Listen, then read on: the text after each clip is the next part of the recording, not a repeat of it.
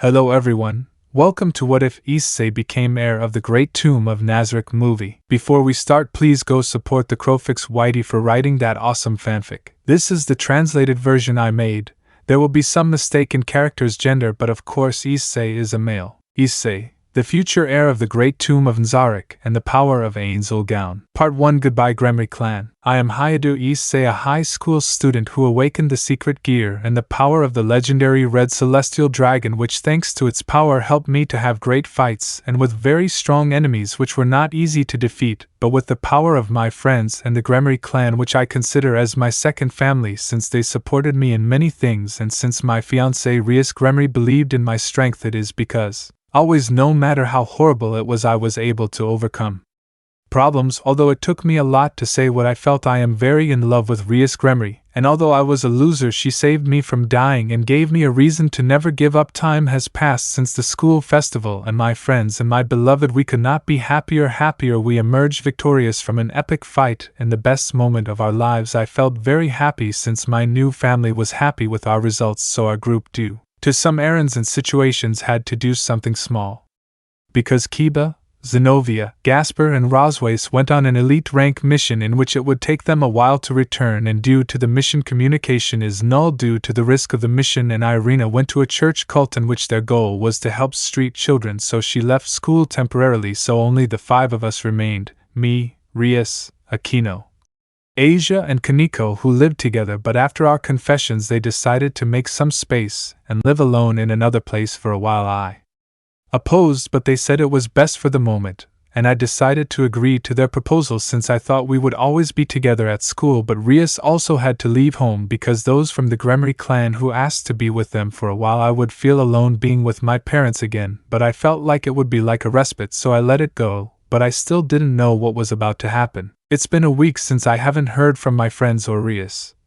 No one has gone to the club room and no one has contacted me, so I set out to try to find Rias and the others, but I couldn't find them at school, so I decided to go visit them, but I didn't find anyone. I went to the bench in front of a church where Asia sat to see the church in the distance, but I couldn't find her there, and as I was passing by I thought I saw Akeno in a car passing by, but maybe it was my imagination, and it went to the old park where I was once about to die, but a girl with beautiful crimson hair saved me. But at that moment I saw crimson hair in the distance, and I came closer to see, and it was Rias in the company of a dark-haired boy, a white shirt, blue jacket, black pants, brown shoes, and purple eyes.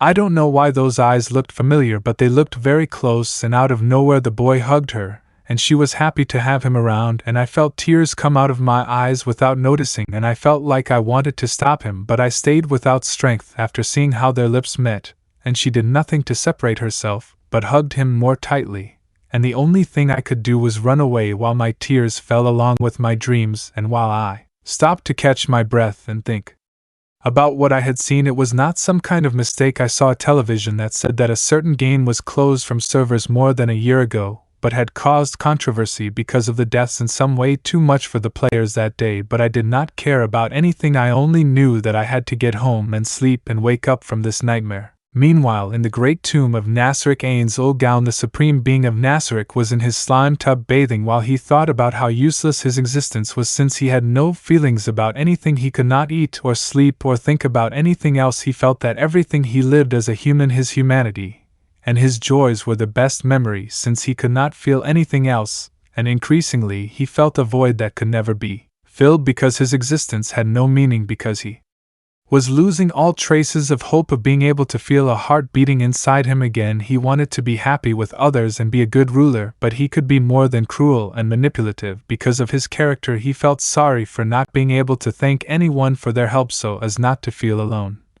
Later in the throne room with his guardians, Ains thought about his life as a human when in the distance he could perceive a great dragon power almost at the level of divinity. Then Albido says, "Ains-sama, what is it happens?" To which Ains replies, "Nothing Albido, nothing," leaving Albido very worried.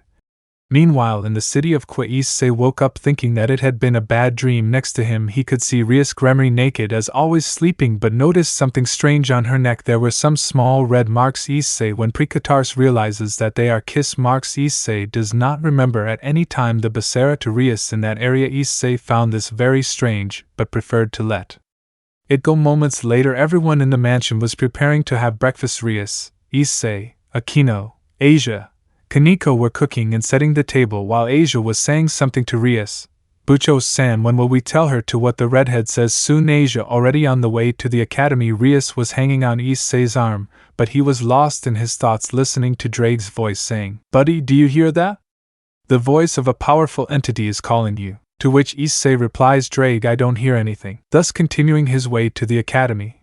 While in the great tomb of Nazarick, Ains was in his office dealing with some matters related to the meat village while observing Issei with his mirror.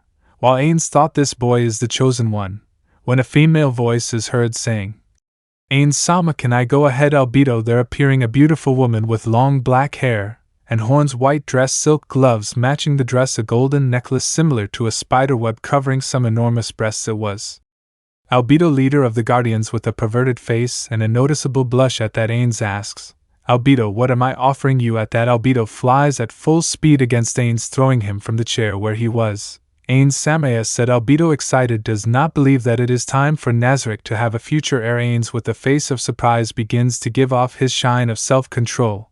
"Albedo, calm down please, is not time for this."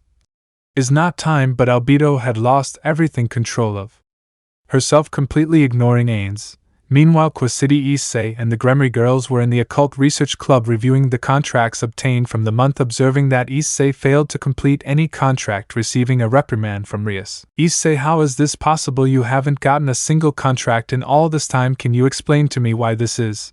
"President, I haven't had a good streak, that's all." "I hope so," Issei answered the redhead with coldness in her eyes. This made Issei's skin crawl. Moments later in class, Issei heard a group of girls saying, "Rias and Akeno's boyfriend senpai are so handsome and manly."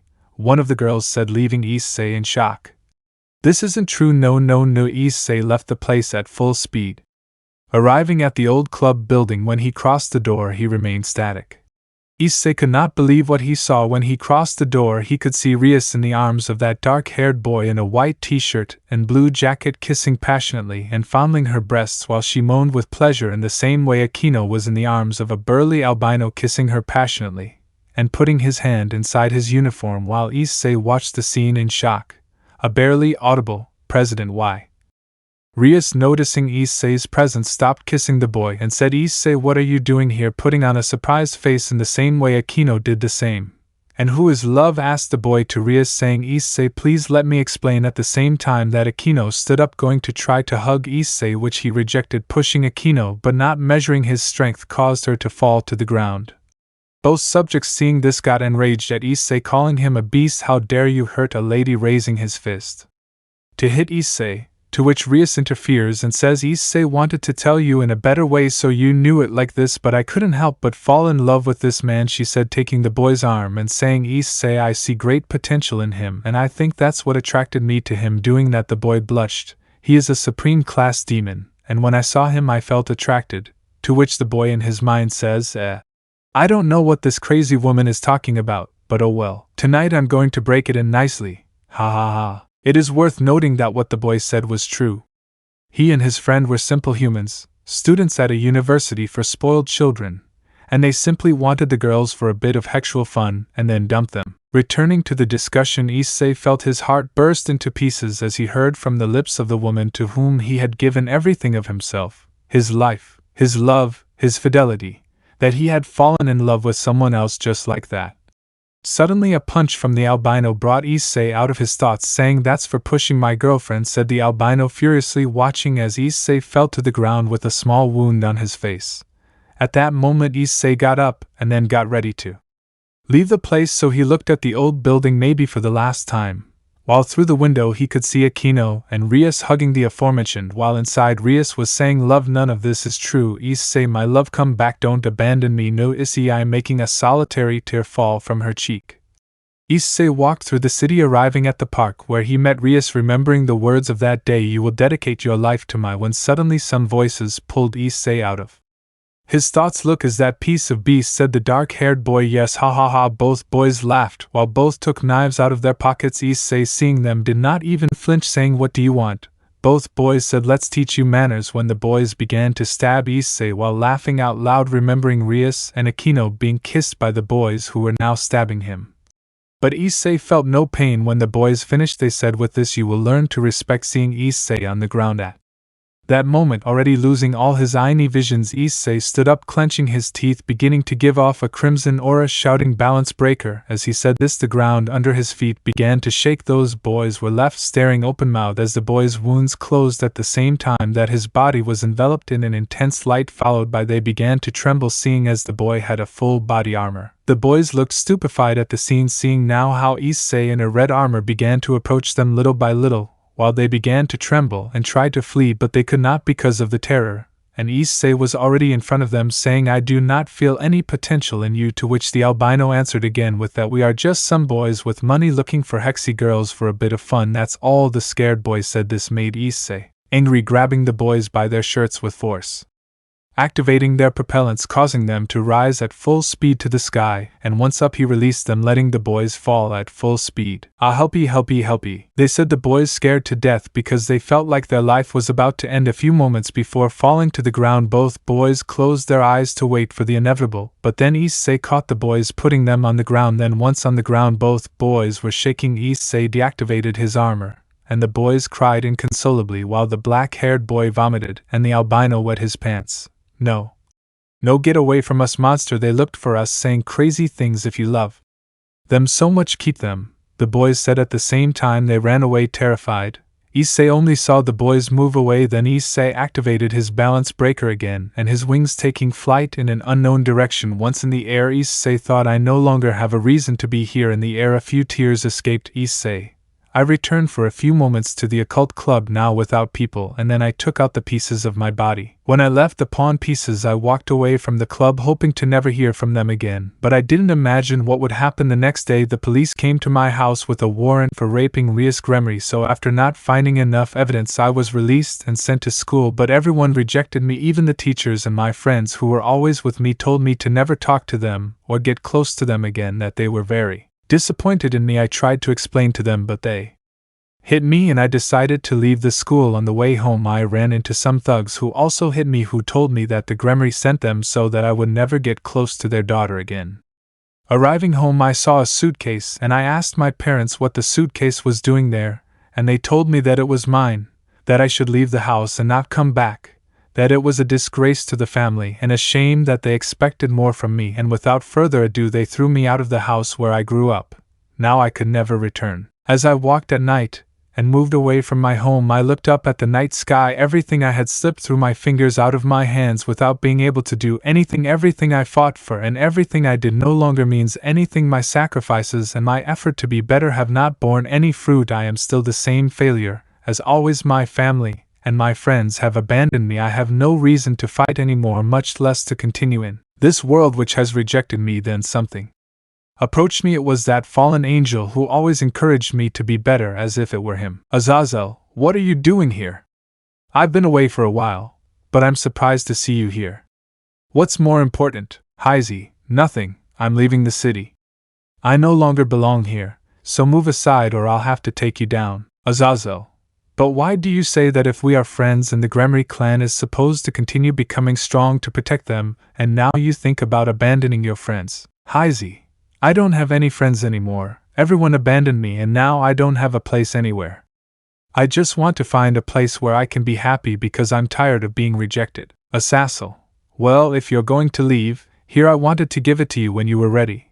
But I hope you do great things for me. Don't disappoint me. Suddenly he flew away again, and while I saw what he had given me, I was surprised. It was the king piece to activate a new mode that made me feel a little confident. I had someone who still believed in me. But suddenly the sky cracked, and I approached to see what it was and began to observe me towards her. I resisted what I could, but it was strange. I felt that something called me inside until I could not take it anymore, and was sucked. Then everything was darkness. When I could react, I saw the light of a torch. It seemed that I was in some kind of castle, and I began to walk until I saw a huge window, and there were 3 pretty maids standing there.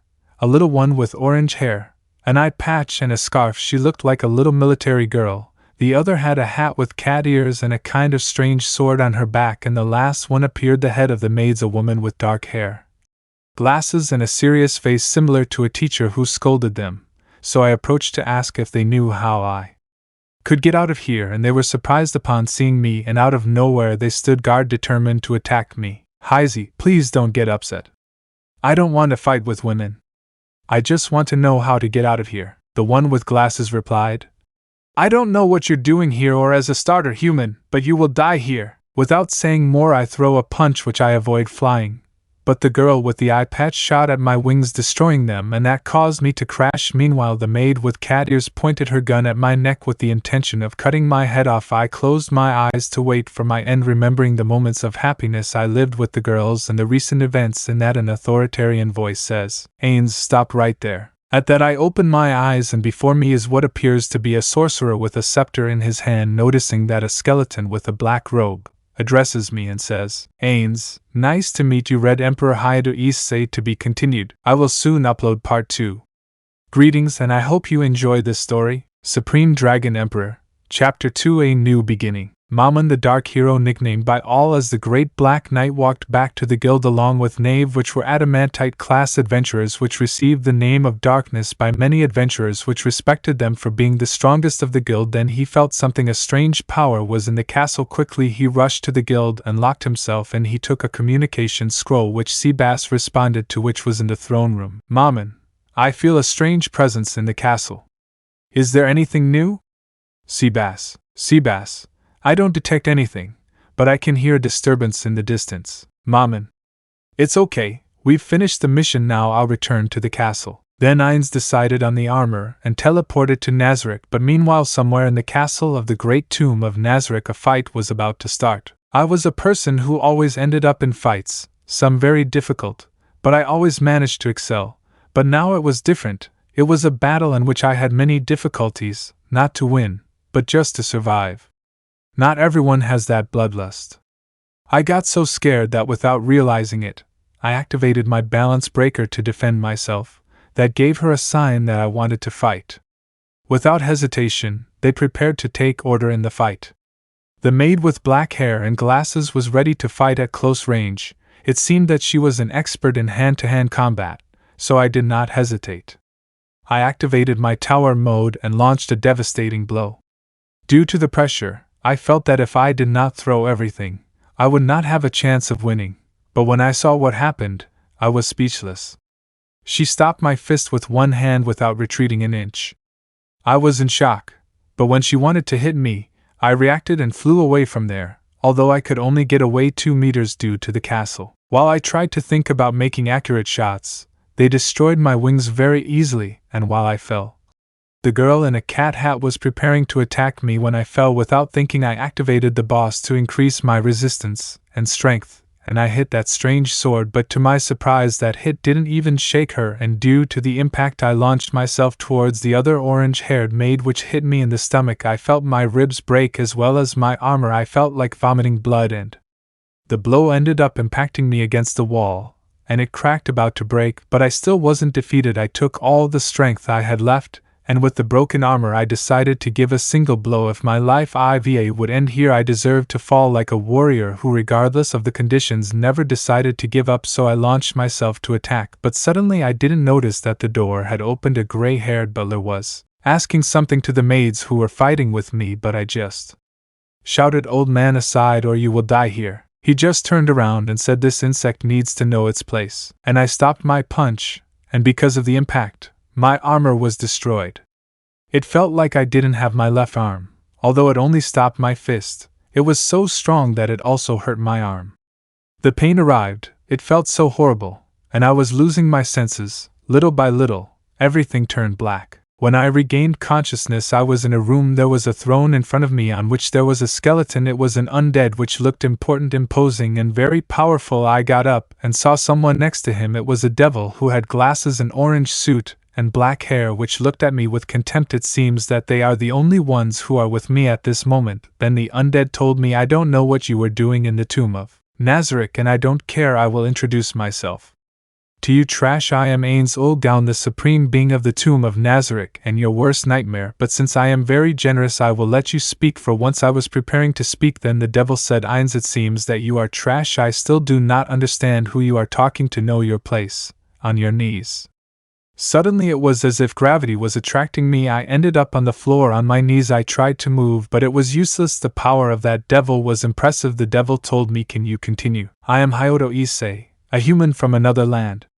I'm still not sure how I ended up here, but I am the bearer of the red emperor dragon that lives inside me. I just want to return home to get my life back, so help me find a way to return." He looked at me speechlessly and said, "No matter what you want, understand that what you have done is a sin that you will only pay with your life, so prepare to die, and I will make sure to go to where you lived before to kill everyone you care about." I was speechless, but in an act of courage and anger I responded little by little, standing up with all my strength. "I no longer have anyone that matters to me in that place. Everything I had was broken and everything that I ever loved is gone, but that doesn't matter to me. I will protect them no matter if they thank me or not. I will defend the people that I love, so I challenge you. Oh well, I still duel. If I win, you will help me return to my world, but if you win, I will die here." The devil was surprised that I could get up, but after hearing about the duel, his face looked so murderous, as if I had ruined his world, and said to the ground. Out of nowhere I hit the ground, and the pressure was so much that I felt my bones start to break, but out of nowhere a laugh was heard. It was Ains, the one who said, "Brat, you have courage, or maybe you are very stupid, but I accept your challenge. Only I will tell you once, Ainz Ooal Gown does not know defeat. Now recover, and when you are ready, ask to be taken to the Colosseum. I will be waiting for you." With that said, he disappeared. Maybe he used some kind of teleportation. The devil threw a scroll at me, and it healed me out of nowhere, and he said, "It will be fun to see you die a failure," with a smile on his face. Then I answered, "The one who will fall is your boss. That bag of bones will not be able to win." But before he could finish speaking, some claws were touching my throat. The devil was very upset, and only told me if Ainz had not accepted the duel he would have killed you like 10 times, but now go die, human trash, and he opened some kind of portal and kicked me inside. I fell into some kind of huge coliseum. I was amazed. Then I heard someone say, "Is that landing with style? You look very pathetic, but anyway, I guess it's time." It was Ainz, who was wearing a very old brown tunic, and he told me, revealing his chest. There was a red sphere around his bones, and he said if you manage to hit him, he will grant you victory, and the possibility of leaving here. That is the only requirement. I shouted angrily, "You mock me! You will be my bag of bones in this fight. You should not underestimate me. I will show you how strong I am, and I will finish you off." He just looked at me and said, "If I don't set this condition, you would have no chance of winning. If we were to fight on your terms, your chances would be 0. Now I give you the opportunity to have at least a 1% chance." My blood boiled. I hated it when someone underestimated me when fighting, but if that's what he wanted, he would finish it on his terms, and I said, "Okay, if you want to lose, go ahead." I equipped my booster gear and activated my tower mode so I could attack him and end it all in one hit. He looked like a wizard, so maybe he didn't have much experience in physical combat. I launched myself into the attack, and when I was close to hitting him, I heard him say something, "Perfect warrior." Out of nowhere my arm cracked, only to shatter into pieces. Even my arm seemed to have some broken bones. The impact was devastating, but he didn't even move an inch, and his armor didn't even seem to have any scratches, but it was only his arms and legs. He had his back exposed on purpose. He challenged me, but I had to think calmly about my next move. If I rushed, the fight would be over in a second. I had to think about how to break his guard and hit him directly. But in my carelessness, I didn't notice him. He disappeared from my sight out of nowhere. A red axe hit me and lifted me into the sky. I had no time to react. Its speed was impossible to see. I felt my ribs break and I could barely try to breathe. The blow was devastating, and I saw that sky was beautiful. I hoped I could rest. Every second I lost more hope of being able to win.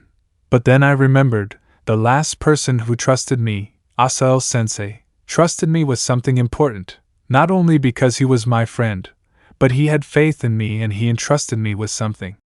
I just shouted, "Promotion, Crimson Cardinal, Ray." Then a huge crimson glow covered the entire arena and I was ready to peel off the second round.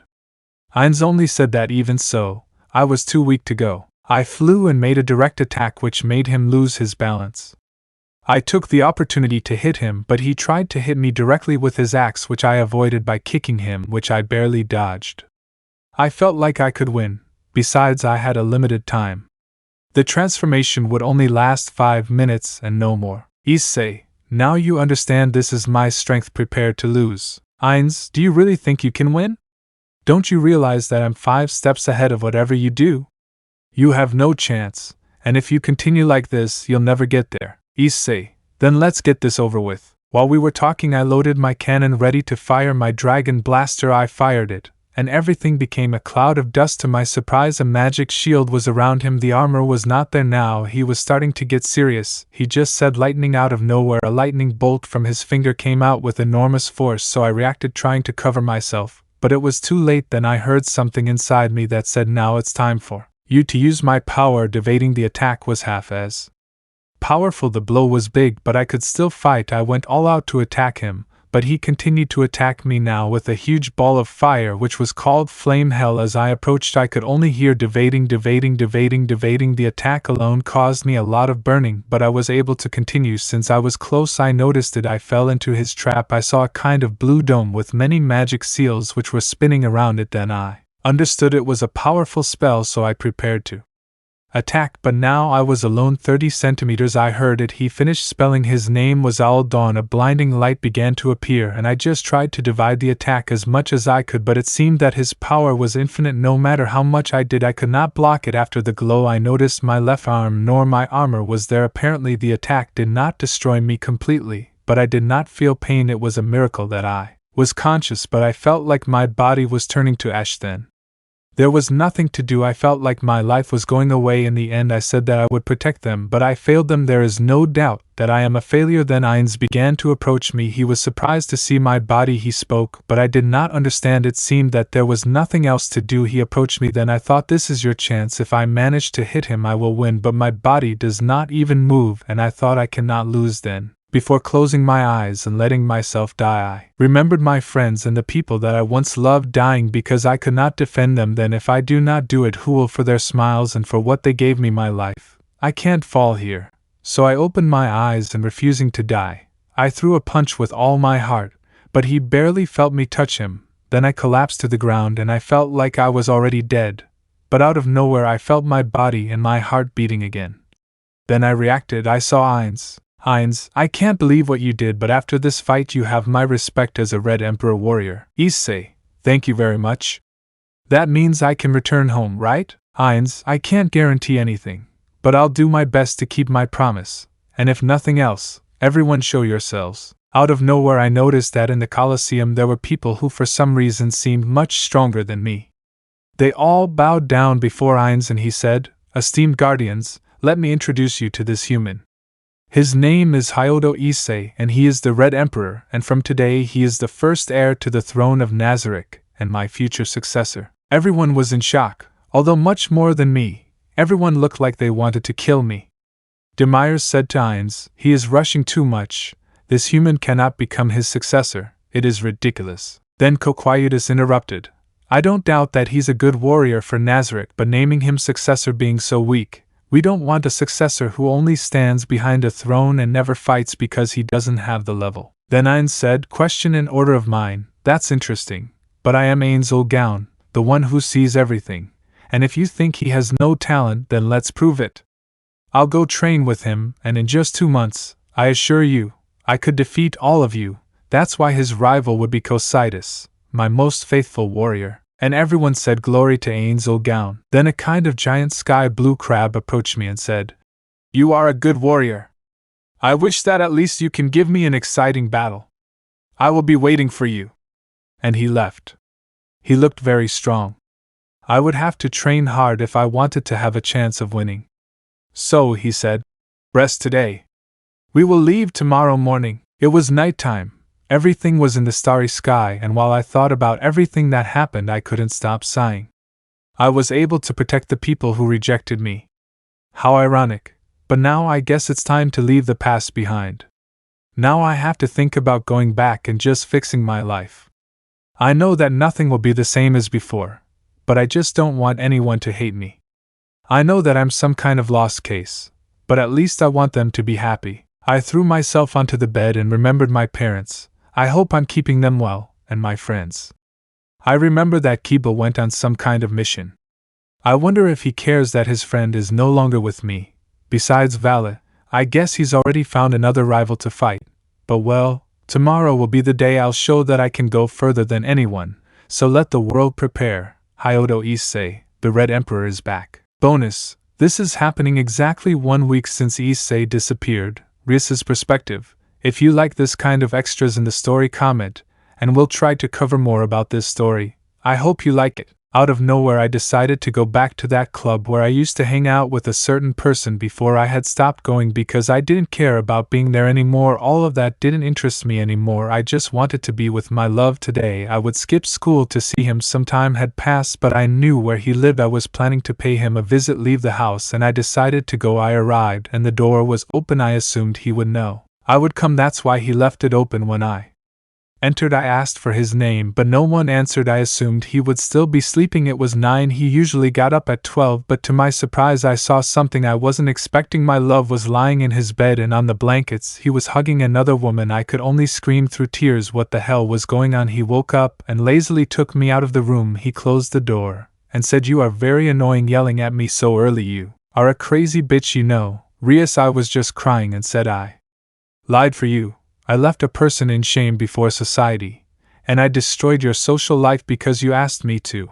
I thought you loved me more than anyone. Then he replied that was my revenge on that idiot who wanted to play rough that time. I just made sure he paid the consequences. Now I don't need you anymore. Go away. You were just a toy to me. He took me to the door and closed it. Then I just ran to school to ask my friends, but when I arrived the occult club was closed. I looked for Kiba, who was a good friend of Issei. He had just returned. Maybe he would know I spoke to him, but in a strange way he didn't pay attention to me from a distance. He only paid attention to me when I was close to him, and I said, "Hello Kiba, you don't know where Issei is. I need to apologize for many things with him. I only thought about seeing him again." But Kiba answered me, "You don't know what you caused, right? I found out when I came back here. I can't believe it about you, but unfortunately I don't know where he is because his parents kicked him out of his house a week ago, not before being beaten by your family's guards, and all because of your damn fault." I couldn't hold back my tears, and Kiba walked away from me annoyed and just said, "Don't worry about the club, it will come back, but no longer under the protection of the Gremory. From now on the Gremory team of this school is annulled, and until we create a new one.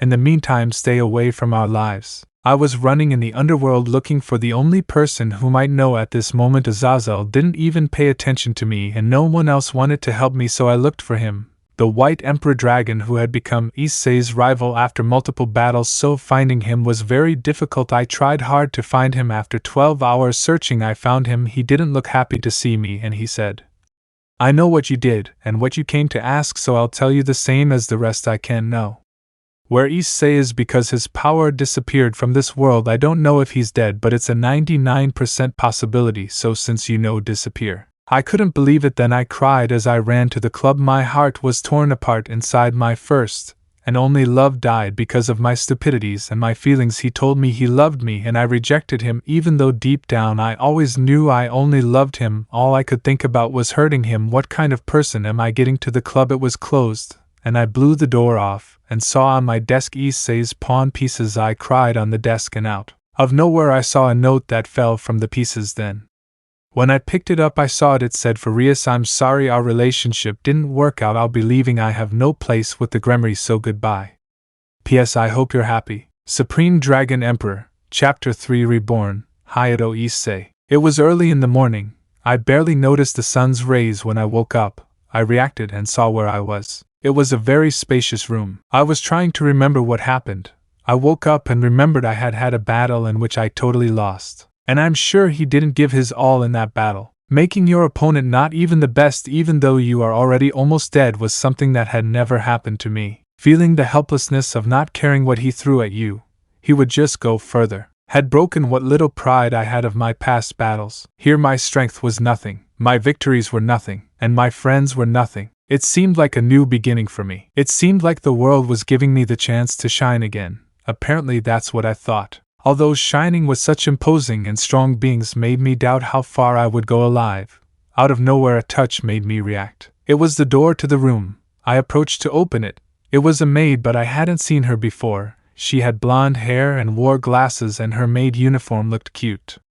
She looked at me with contempt and didn't say a word to me. She just pointed at me to follow her, and I got ready to follow her. My clothes were a mess, so I hesitated to follow her, but since I had no other clothes I resigned myself. I continued walking. It seemed we were not far from the exit. It was strange. Such a big place and everything so quiet and uninhabited. It was strange, but I continued forward. I walked calmly. She didn't even look back to see if I was following her steps. It seemed like she didn't care if I got lost then. I saw him as I left the door. It was Ainz who was waiting for me, and on the way before reaching him all the maids he had were bowing towards him. I was surprised then I walked towards him, but I noticed him. They all looked at me with disapproval and contempt. Apparently I had earned the contempt of every being in the castle. When I arrived with Ainz he just said, "We're leaving. Keep Nazarick safe until I get back. That's an order." They all showed a lot of respect towards him. We got into a kind of carriage which took us far away but not too far. It was a cave at the deepest part. He brought food for me, what I would need in 2 months, plus a change of clothes, which he gave me in the carriage. A black shirt, navy blue pants, and gray shoes. I thanked him, and then as I went down to the deepest part he turned around and looked imposing with a black aura emanating from him. For a moment I thought he would kill me, but he just said, "Ainz, I will teach you how to use magic in this world. Magic is divided by level depending on the amount of magic you can use. You can use different spells. These are limited by the capacity and talent of the bearer. Currently humans can only reach level 6 magic, and those cases are miraculous for them. But in my case I can use level 10 magic without many complications. Now I want to see how far you are capable of going." Issei. I have never used magic. In fact, I think I am very bad at magic. I tried a few times, but everyone said it was a failure to keep trying. I said it in the most correct way, trying not to be killed by my answer. Ainz touched his head for a moment, seemed to think about why he didn't kill me or something like that. Then he just said, "Celestial Dragon, what he said is true." I was surprised. He spoke directly to my arm, in which I decided to make a contract with the dragon. He only responded, "My friend here is pathetic in magical things. Although his skill as a warrior is his best weapon, he is very impulsive. I always thought that if he mastered it, no one could stop him." Ainz, so he said you can use magic? Drake answered, "Just basic magic. I guess the truth is when making a dragon I have never needed to depend on it so much." Ainz, I see. Then when you put on that crimson armor you unite your strength with his, creating a bond of union, right? Drake just said, "Exactly." Ainz, so if you evolve then therefore being united with Issei will end up evolving too. Out of nowhere Ainz pierced my hand with his staff. I just screamed in pain and was crying, seeing my blood fall down Ainz's staff. He was terrified. After piercing my hand he removed some strange balls, there were 5 in total, and just said, "Dragon, it's time for you to become stronger. Now you will be able to use magic." He dropped the stones on my arm. These as they fell resonated. A huge shine and a dragon scream followed. It seemed like he was suffering enormously. I just held my pierced arm watching as it slowly closed, and 5 lights shone. The dragon had stifled his cry. I tried to speak to him, but he didn't respond. I tried to get up in tears. That dragon, although stubborn, was the only one who was always with me. I threw myself at Ainz, which he avoided only by hitting himself with his staff, taking all my strength and falling in pain, and he only said, "I didn't kill him or anything, he's alive. Let's say he just entered a cocoon and is evolving. You could say it just because he never wants to see you hurt again. Yesterday when you were sleeping we talked a little. He appreciates you with all his heart, and is doing his best to be better for you. So until he returns you will train with me, or so I would like to say, but you are weak, so I will put you to train with someone of your level." I just told him that I didn't understand those things about magic by level, or the levels of strength that he contemplated, so I asked him to explain himself better. He just looked at me and said, "Imagine it's an RPG game. At first you start with a basic level and magic, or depending on your class. Then you start to gain level, getting experience in battles in addition to your health and magic increasing. You could say that you are at level 1 and I am at level 100. That's why you couldn't even think about winning before, but apparently Cocytus is level 85. That means that in your current state you couldn't even touch him. He's serious, but anyway, I hope with this you've understood." I looked surprised and incredulous and just asked, "Oh, how does he know RPGs?" And the way he explained it was as if he was telling me we were inside a game. He just looked at me without responding for a few seconds and just said, "I am Ainz Ooal Gown, the all-seeing and all-knowing. There is nothing that is not within my knowledge." I looked at him and just asked, while a lump formed in my throat, "Could I know if my friends are okay?" Bowing my head, I was still in pain. What had happened almost a few days ago was still on my mind. He looked at me and said, "The same ones you said rejected you and didn't want to see you, and the ones who banished you from wherever you came from?" Shouldn't you ask how they died or something? Betrayal is something that should only be paid for in blood because trust is something difficult to give. If you are not willing to take care of that trust, you would only deserve to die for your insolence. I just said he may or may not know. He looked at me and said, of course I can know, but I'll answer that after your training, so you'll have to wait 2 months. I just smiled and said then to train. I was exhausted all day fighting with skeletons that Ains created without much effort, fighting with them without my friend who gave me his strength. It was very difficult to have an encounter like that, but I managed it. It was night and Ains gave me some dinner. It wasn't much. The truth is that I was so hungry I didn't even see what it was. Fighting all day had left me hungry. Then I saw how Ains sat and looked at the starry sky. When leaving the cave, I followed him and asked him with a plate of food in my hand. Ains wants food. There is a lot just for me. I smiled. While I was fighting all day, he was there, and that was a support for me. He told me, looking at the sky, I don't need to eat. I don't need to sleep. I can't feel. I can't love, and I can't have feelings. That means being the last supreme being. I don't care if I lose myself. I will protect the people who are waiting for me in the great tomb of Nazarick. I looked at him. He looked imposing, but I couldn't say he had a heart with more humanity than many I had known. He reminded me that no matter the sacrifices, he was still standing defending those I believed to be my family, but I never saw that he was being used only by others. Now I just feel that I want to learn more about him. I want to be a leader that, because of his heart and his actions, no one would ever think of betraying, and who knows, being his deposed successor if you know him well. It doesn't sound bad at all. Day 2, the training continued the same. He fought with skeletons until he fell exhausted, and he only had dinner. Sometimes he was absent. He teleported at night to have a meeting with the guardians. Day 3 was a horrible day. When I finished my training and still didn't know anything about my dragon friend Ainz, he told me that I'd barely reached level 8. Was it serious that I was fighting all day just to get this? I felt frustrated. On the 7th I felt it. When I woke up, an enormous glow filled the cave. It was the dragon I saw in a dream. It was incredible, a dragon that looked like it had armor covering it with different gems. On his body a red gem, on his head a green gem, on his left wing a blue gem, on his right wing. On his back he had an orange gem on the right side, and on the left a navy blue one. It was impressive. It even seemed like its size had grown. So he just said to me, Comrade, I'm back now. I'm stronger. No one will beat us again because we are invincible. When I heard this, I tried not to cry. It was great. My friend was back. And I had a new opportunity to show what I was capable of. I stood up, and when I saw my arm, I only had one armor glove, like the first time I activated it.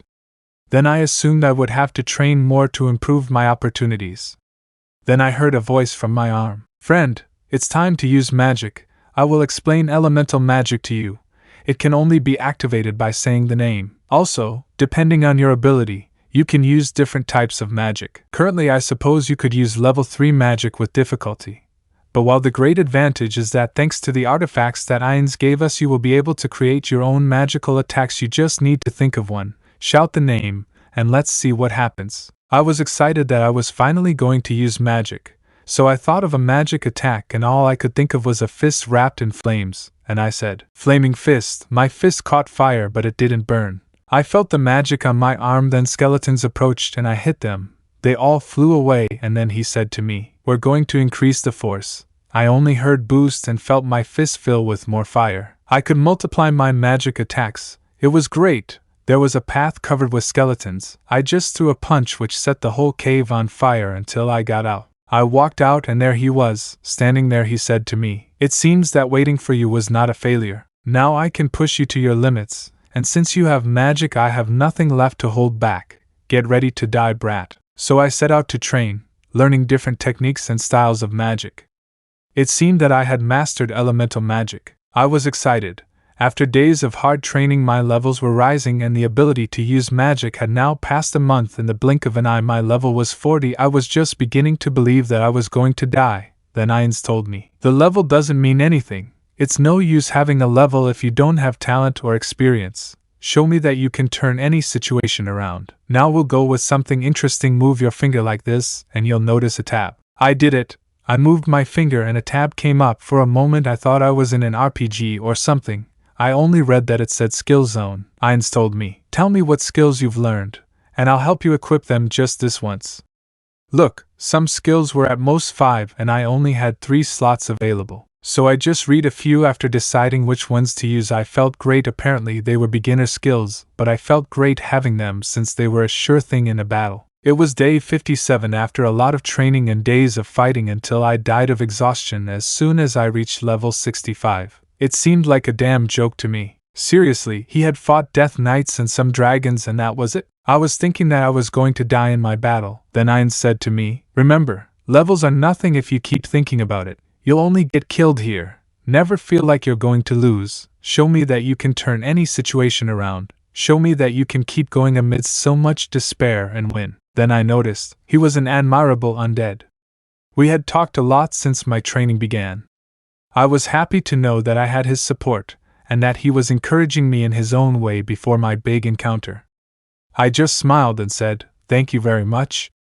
He is truly a leader who knows how to motivate anyone. He just turned his back on me and said, "Follow this map, it will take you back to Nazarick. I have a surprise for you when you arrive." Out of nowhere he disappeared from my sight. I looked at the map. It seemed like it was a 7-day walk for a normal person. I got ready, grabbed a backpack, and headed there. It didn't take me more than 2 days to get there. In fact, it was faster than I thought. I was just before where I had left the castle the last time. I was about to try to enter when Ainz teleported in front of me and said, "You arrived just in time, now come." He took my hand and teleported with me. We were in a place where there was gold and statues. They looked ancient only to see someone in military clothing and a strange face. I was just amazed. He looked great, although a little childish. Ainz, he told me. He is the actor of Pandora. He is a creation of mine. And he is the treasurer of Nazarick. And while you were away, he was the one who was studying about the dimensional rifts. Only now one has opened, but this one is very unstable, but you will be able to pass without problems. You will have approximately 1 hour and 30 minutes to return. But if you do not return, your existence will be lost between dimensions. In addition, we want to know if it is possible to pass through, so you will be our guinea pig for the experiment. I just got excited and said, "No matter what happens, I will return to where I came from, my beloved Japan. I would like to have time to fix the problems I have there. But for now, returning, even for a short time, is more than enough. I told you Ainz Ooal Gown always keeps his promises. Also, I need to ask you a favor. I need you to go to this address and make some adjustments to the computer in this house. I need you to be discreet and let no one know about this." I looked at him and said, "I thought he was coming with me?" Ainz told me he had a meeting since Albido's return had them impatient. Then I asked, "Who was Albedo?" And he told me that she is the leader of the Guardians, and the strongest among those of the tomb of Nazarick. I was really surprised. He was someone to be feared. Even Ainz spoke to him with respect about the leader of the Guardians. Reacting to what he had given me, I asked, "And the direction, and what I have to do, why is it so important? Why do I have to do it with the highest priority?" He looked at me, didn't answer, and out of nowhere the dimensional gap opened and he just said, "Don't question the orders of the Supreme Being of Nazarick and go at once." And I kicked myself towards the portal, but this time it was different. I didn't lose consciousness like the first time, but I did gradually lose my perception, my senses, but I reacted seeing the sunset. Apparently I was outside my hometown. I saw her in the distance, so I activated my new invisibility magic, which protected me from being seen by the human eye. I didn't have much free time. The spell worked well. I saw a clock. It said it was 6:30. I would be back at 7:45 in case of anything. But I needed a clock for anything, so I decided to go to my friend Motojama's house, to whom I had lent a clock a long time ago. He lived alone because of his rebellion to his parents for a while. I entered the apartment. There were a few things in a box. It seemed he was moving. I thought I saw my watch in one of his boxes. I took it. I set the time and headed to my destination. The address Ainz gave me was in another city, but flying wasn't that difficult since that arduous training. I can now master all my armor at my whim. I flew around. I was happy to fly again in my city. It felt great. It took me some time to arrive.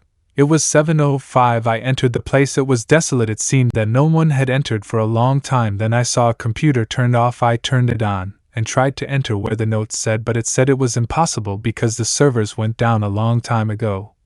Many losing their games, but surprisingly I made a copy which the page detected and gave it as some last modifications. It asked me that even such a manga give it the ability to sleep, eat, and be able to feel. It was strange that Ainz asked me that, but I did it. Then I noticed there was a name that caught my attention, Albedo, but I thought it would be too confidential. I opened his details and it said that he was a bitch who was in love with Mamanga-sama. I just smiled and said, it would be nice if someone loved me again. At least in a game they couldn't be unfaithful or betray me. Hee. I laughed to myself and then erased the name Mamanga-sama, replacing it with, she's madly in love with Issei. Because I didn't want to cry. Laughter had broken my faith in love. I wouldn't let it affect me anymore. So when I finished making the configurations I didn't notice it, but it was 7:30. I flew at maximum speed and it took me 10 minutes to get to the last place I wanted to see before leaving. My house, the same one they kicked me out of, was right in front of me. I wanted to go in and tell them that their son was back, but they would surely kick me out again. I am no longer your son, and this is no longer my home. I have to go before it gets late, and I saw him at the end of the block. My old friend Kiba was walking. I started walking. I could have flown away anyway, but I wanted to see him up close, even if only because he didn't want to talk to me after what happened. He probably believed the others. I couldn't bear to see another friend leave me, so I walked, but I didn't notice. He stopped and seemed surprised, but I didn't notice until also reached his arm towards where I was walking and said, Issei, I'm glad you're back. I didn't stop looking for you.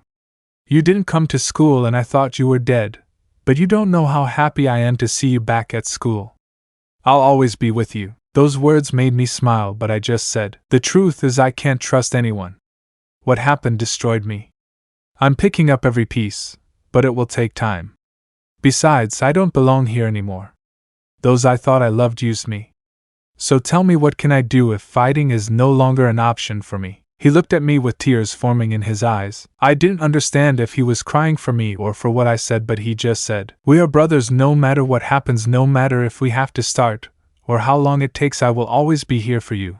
Because you are my friend and I will show you that everything we share is still in my heart. So when you come back, just answer me this question, do you want to be my friend? I looked at him. He was crying. I wanted to stop, but I knew I couldn't. Not because I didn't have the strength, but because I saw a sparkle in my eyes that I hadn't seen in a long time.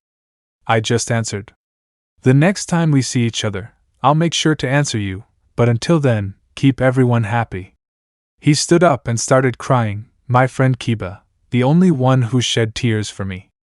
Then I understood. If I was going to return to that place, it was to prove to myself that I can overcome any problem, and although my heart is still healing when I see him again, I promised to have everything in order to be able to respond to my friend. I saw the crack. I entered it again. It was 7:55. I entered and returned to Nazarick. I barely noticed it. Then the actor of Pandora was there watching me, and he just said to me, the more time you think you'll lose, the more time you'll lose, the more your fight starts tomorrow.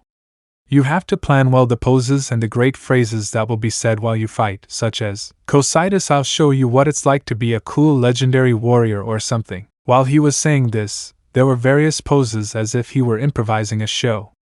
I applauded, and he reflexively bowed down and said to me, you are interesting the great, and can great Ainz-sama is waiting for you in the throne room. Take, he said, throwing me a blue ring. This ring only allows you to go to the throne room and to your room, so go to the throne room as soon as possible. He turned around and his cape made a cool effect as he walked away. I just thought, now I want a cape and a uniform. I transported to the throne room, then I saw him there talking to another person. It was a girl with black hair, a full-body white dress, wings on her hips, enormous and beautiful breasts, and skin as white as snow.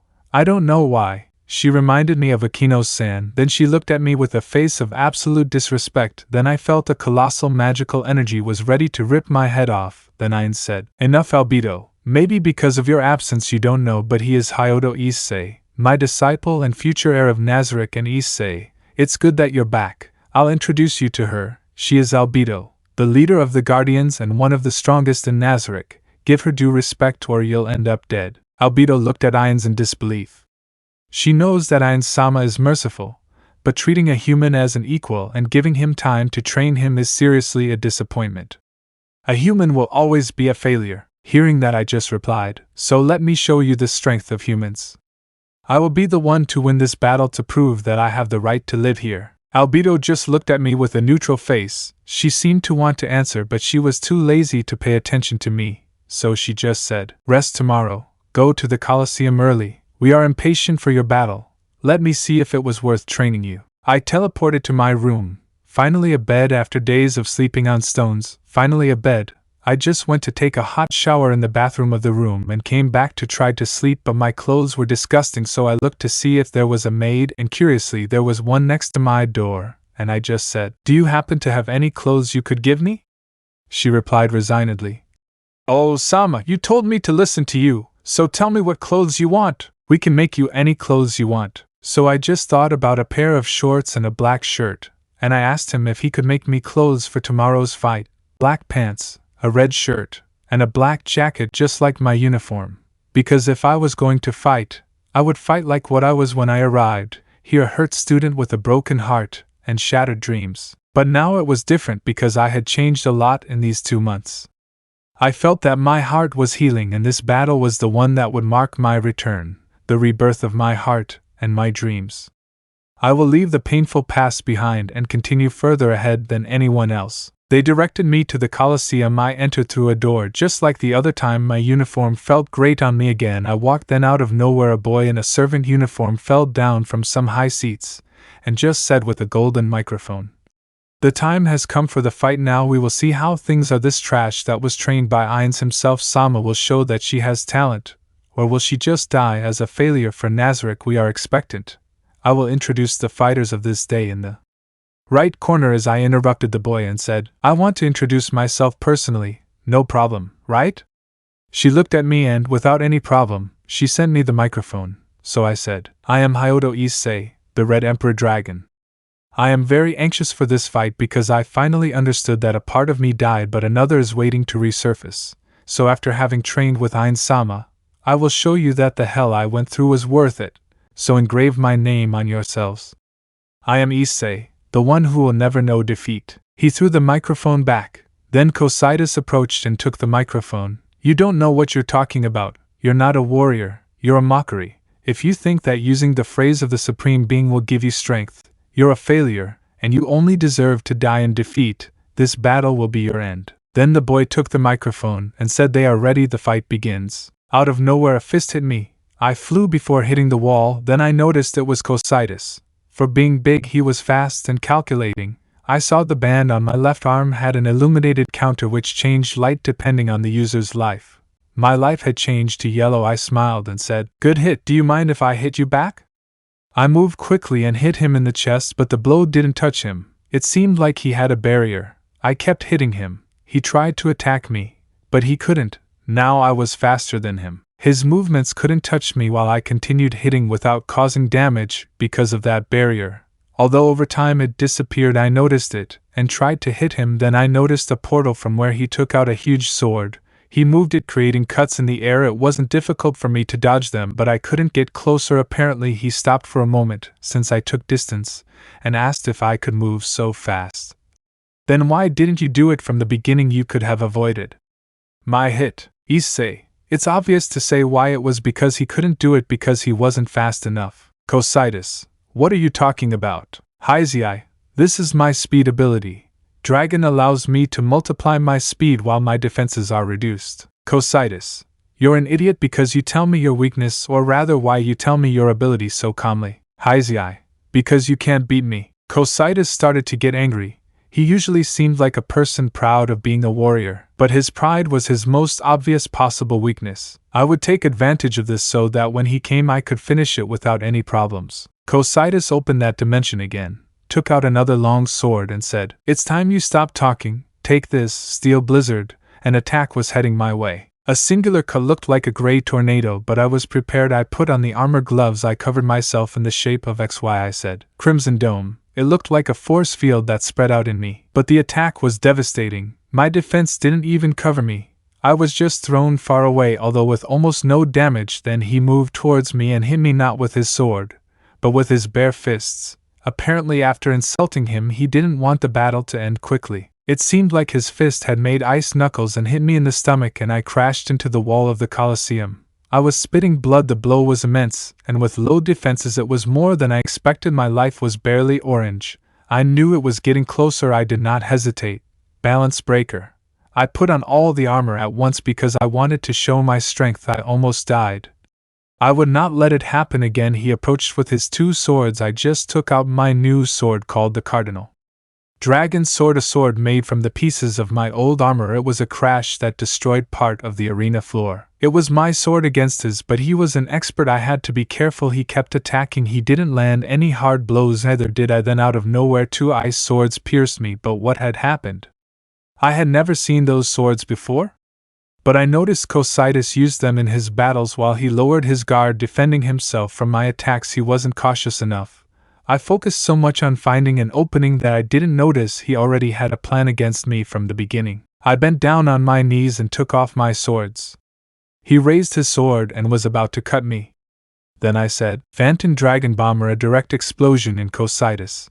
He wondered if it exploded on purpose, but it wasn't. On the other side of him, looking at him with his arms crossed. "Cocytus, what the hell are you doing? You should be dead." "Issei, I can't believe you fell for my ability, but well, I'll tell you. Phantom Bomber Dragon is an ability that activates when my life counters are orange. It creates an illusion which explodes when the illusion ends. Although I received damage from your attacks, but it's only half." "Cocytus, I didn't expect you to have such suicidal skills, but you really surprised me. It seems that Ains is capable of giving any trash a fight with his training, but it's over." "Issei, do you really think it's over? I haven't told you my last ability yet." "Cocytus, you still have one last one, but listen, no matter what you do, you will never be able to beat a guardian, and I will make sure with this." I saw another 2 ice swords and said, "No one has survived my 4-sword style. This is your end." "Issei, then you'll go all out." "I'll activate the same Ultimate's boost. This ability allows me to multiply my magic power when my life is in the red, allowing me to use level 8 magic." "Cocytus, you think that's all you're going to do to stop me? Then let's do this.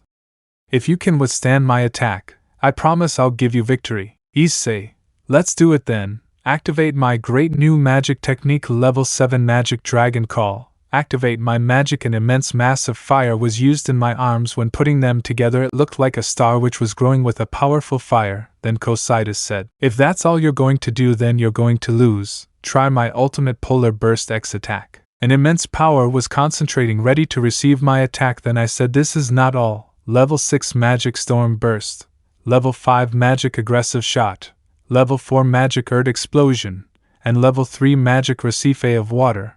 I concentrated everything to create my new Level 8 magic. When the elements find their harmony, they will be able to make the world shine with their splendor. My new Elemental Flash attack, an attack that was the representation of nature, was the only method to unite magic. That is why I was able to create a single Level 8 attack.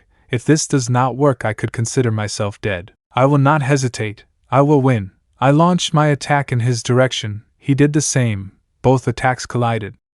In the middle of the Colosseum, we were barely on par. It was impressive. Although I had doubled my attack and my magic, it wasn't even enough to stop a guardian. I was very strong, but then I began to lose strength each time. My attack gave up VAT to lose. Then I remembered the reason why I was not going to lose again. To prove to myself that even a loser can reach the abyss, I launched all that I had left, my maximum magical strength, and multiplied it with my boosted gear. The attack was impressive, but little by little I was gaining ground.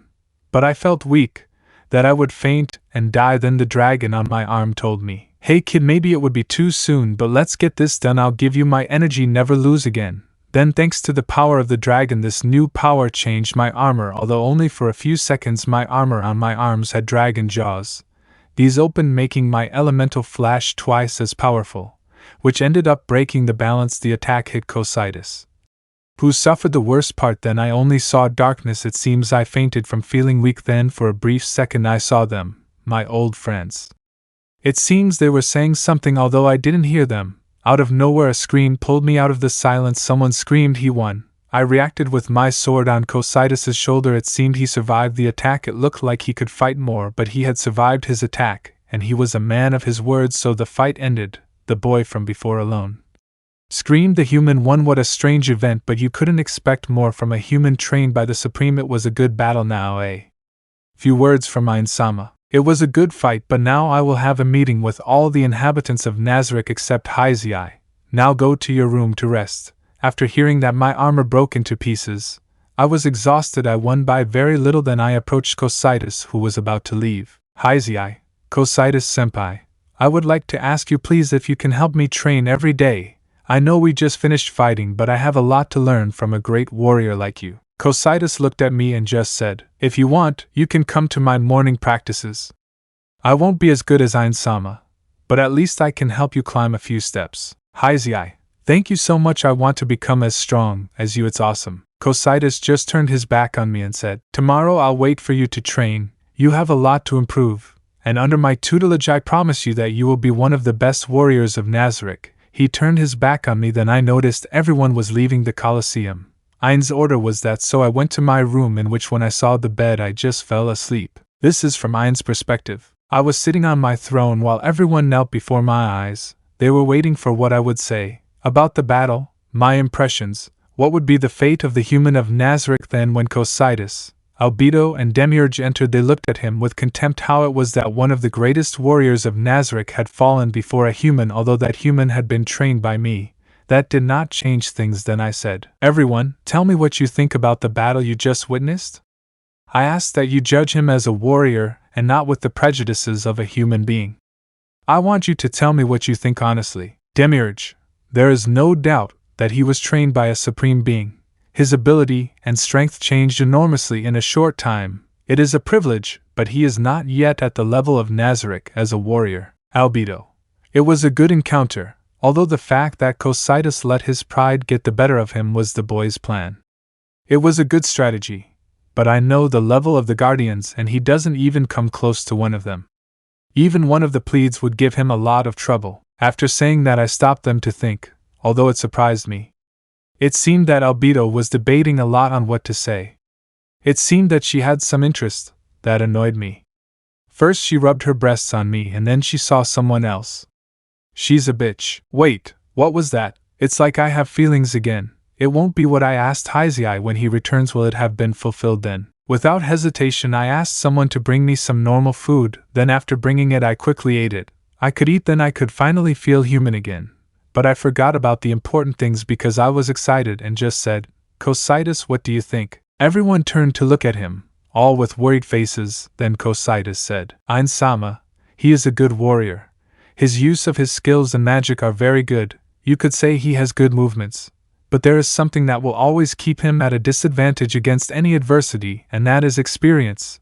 We Guardians have a lot of experience in fighting, so even as Pleads he would have problems to fully develop, so I want to make a request of you, Ainz-sama. Of course, after saying this, Demiurge and Albedo were about to show him his place due to the warrior's low efficiency, so I said, Cocytus, I understand your point of putting someone weak as a guardian, so I won't give him any rank at present.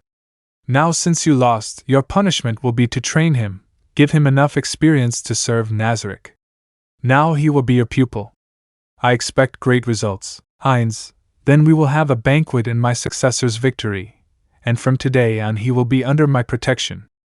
I will not tolerate any lack of respect or discrimination, because by fighting today he has already shown that he is a good weapon for Nazarick. Does anyone have an obsession? Say it. Nobody said anything. Everyone looked at me in astonishment. They really had absolute respect for me. I just said, I am Ainz Ooal Gown, the supreme being of Nzarick, and from now on my successor will be the one I left you with more and more expectations. I am sure that a new era of Nzarick will come, so always remember this day is the rebirth of Issei, the Red Dragon Emperor, the heir of Nazarick. Everyone said great glory to Nazarick. Everyone went to have the banquet, while I teleported to another place where I was lying down. Then the dragon spoke to me. Hello Ainz-sama, thank you so much for trusting us. Honestly, we were close to losing, but this boy never gave up. He is truly happy to have met you, and he truly suffered a lot. I am glad that he can finally smile again. Ainz, it's okay. He reminds me of myself in many ways. Actually, training him was the best decision.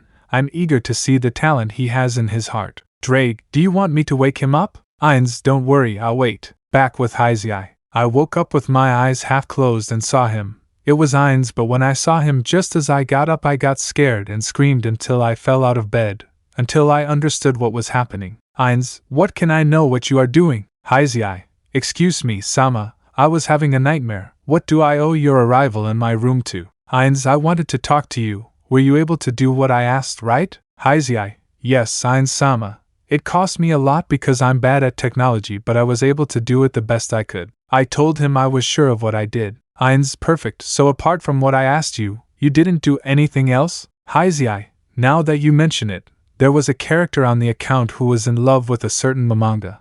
So before I left I deleted him and put my name. Then Ainz hit me on the head and I just writhed in pain and he said to me, "You're an idiot. You really can't follow a damn order. Although I don't care, but to make sure you never disobey again I'm going to put this chastity spell on you." I didn't feel anything. Then out of nowhere I felt my boxers getting heavy. Was it a chastity belt? What the hell was wrong with it? Issei, Ainz can't do this. I'm a healthy growing boy and I have needs, you know. Ainz, I don't care, although don't worry, this spell will go away in a month. Relax. Besides, the spell doesn't prevent you from doing your business, it only prevents you from having hex. Issei, that's the damn problem. Ainz just laughed and said to me, "Don't tell me, it seems you're a virgin that even if you had a naked woman in front of you, you would think about morality before having something." Seriously? This skeleton could read my memories, or how the hell did it know that was my problem all along? But well, it didn't matter anymore. Besides, the people here could kill me if I did something inappropriate, so I left it for this time. Ainz, prepare for the banquet, have these clothes and go to the main hall, a maid will take you. Having said that, he disappeared again. I just took a shower and put on the clothes she left me, and when I opened the door, it was the same maid with glasses from the other time, but this time she showed up with me. "Hello, my name is Successor." Ainz-sama asked me to escort him to the main hall. As a maid, it will be a true honor to escort him. What happened with this 360-degree change of attitude? Was it because of my fight? Ainz asked him to. Or was it because he thought that treating me badly from the beginning could generate resentment in me? I just answered, "I'm Issei, a pleasure." We walked a bit and arrived at that hall. It was huge, it looked like a maids' convention. At the main table were the guardians and Ainz, and there were 4 other large tables, but to my surprise only one was completely empty. It seemed that was it for me. I just said, "It could be worse." And I sat down, and when I saw the food I only thought about eating. Then when I was going to take a bite someone shouted in my ear, and I threw the food. I just turned around and someone I had known a long time ago and thought I would never see again. It was a maid with a hat that looked like cat ears. I had faced her and failed horribly. When I looked at her with a serious face, she said to me, "No problem. You don't need to get serious with me now. You're on Nazarick's side. I'm Lupin Beta. I am a plebs at the service of Ainz-sama, and I am impressed. I never thought I would see a human use level 8 magic. I thought 6 was its limit, but this time you did manage to surprise me even a little." I just looked at her. She seemed to be speaking with a huge smile, but I knew beforehand how powerful and strong she could be, so I played along and said, "I hope I can be of help to Nazarick and Ainz-sama. You speak with respect, although I thought that after almost dying the time you faced each other you would be afraid to say his name. That makes you brave, although you shouldn't speak to us, the plebs, with such confidence. We are creations of the Supreme Being, so show us respect." I introduced myself. "I am Nabrogama. Understand your place, stupid human." I looked at her with a smile on my face, maybe to annoy her or most likely because I was nervous about seeing that enormous magical power. Apparently she specialized in magic and looked very experienced. I just said, "I hope to learn a lot from people as strong as you." "It will be a privilege, Nabe, as long as you understand your place, human scum. But I must admit that I did not expect you to win. You only obtained the victory because Cocytus did not fight at 100%. In addition to that, due to your ability, you were able to access level 8 magic. But in your current state, you are the weakest in this entire place. You are the shame of Ainz-sama." My smile faded for a few seconds, but I smiled again and said, "So I just have to get stronger, right? Strong enough for you all to see my talent, for you all to believe in me, and for you all to see that I can go higher. I am Heir Issei, and I will show you that a human, with just his own effort, can go further than anyone. I will never know defeat." The tense atmosphere was in the air. I hadn't recovered from my last fight, and was getting into another one. Then, as the tension grew, I felt a blow to the head. It was the maid who looked like a teacher with glasses and said to me, "Ainz is about to start talking, don't interrupt him, and Gabriel, don't insult the boy. He showed his courage and Ainz recognized him. Although we hate humans, there isn't much that can be done if Ainz chose him." He looked at me. In Nzarick we don't accept failures. Show me that you can fulfill your orders, and get the experience you need so that Ainz-sama is happy to have chosen you among all. Don't even think about failing at anything. Then everything was silent. Ainz was standing and was about to talk. He called me over to where he was. I walked over, and when I was close to him I knelt down. Ainz, today there was a meeting and a fact that baffled everyone. My pupil overcame all his prejudices and objections.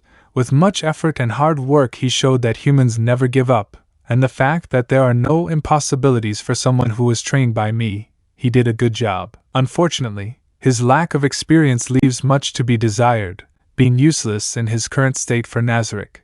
So I made the decision to give him enough experience. He will be working hard for Nazarick, so I will not give him any position, not among the guardians or among the plebes. He will be the heir, and with his actions he will earn their respect, but he will have my protection, so now he will work with all of you in various jobs. Welcome to Hyodo Issei, the heir of Nazarick and student of Ainz Ooal Gown. I stood up, then I saw everyone applauding me. I just cried when I got up. After everything I did, everything I ran away from, I was finally welcomed back. At last, I felt like I had a place in the world, and he gave it all to me, Ainz Ooal Gown. Thanks to him I finally have a place. I returned to my place and those thoughts were interrupted. Ainz told me, I will introduce you to everyone here. I introduce you to Peerage, a devil who is one of the best strategists in Nazarick. The butler is Seabass. He is one of the people with the greatest sense of justice in Nazarick, as well as being the leader of the plebes. They are Aura and Mare, floor guardians. Also the vampiress in address is Shalter, one of the strongest in Nazarick. I tried to shake her hand. Some no longer looked at me with contempt, but they still hadn't gotten used to the idea, but well, I would change that. Then I introduced myself to the plebes. They all seemed to be maids, but their powers were very interesting. They all greeted me almost reluctantly, but well, after the near confrontation we had, I suppose things are still somewhat tense. But well, I was happy, I guess. After the banquet everyone seemed to tolerate me more. Apparently talking casually wasn't anyone's strong suit. So as long as it was good to have a few chats with some before I left, Cositus told me he was expecting me for training tomorrow. I was anxious. But after the day I needed a bath, a very long bath. After almost 2 hours of bathing I took a bathrobe and casually came out with wet hair but happy. I was humming a song while I went back to my room, then I saw her. Standing at my door, the person whom Ainz respected for his power. Albedo was waiting for me at the door. When he looked at me he started walking towards me. I was scared. I thought he would kill me. After all, he hates humans, or at least almost everyone in this castle does. I was very terrified. If he killed me it wouldn't be very difficult. I was tired. Then he stopped in front of me and said, "You are a human and yet you fought. The magic you used isn't even complete, but you still kept fighting. Because if you are weak, why not just die? Why cling to life so much?" I looked at her and said, "I would never give up my life without a fight. It may be a mistake for you, but I will show you how I can move forward despite being a devil.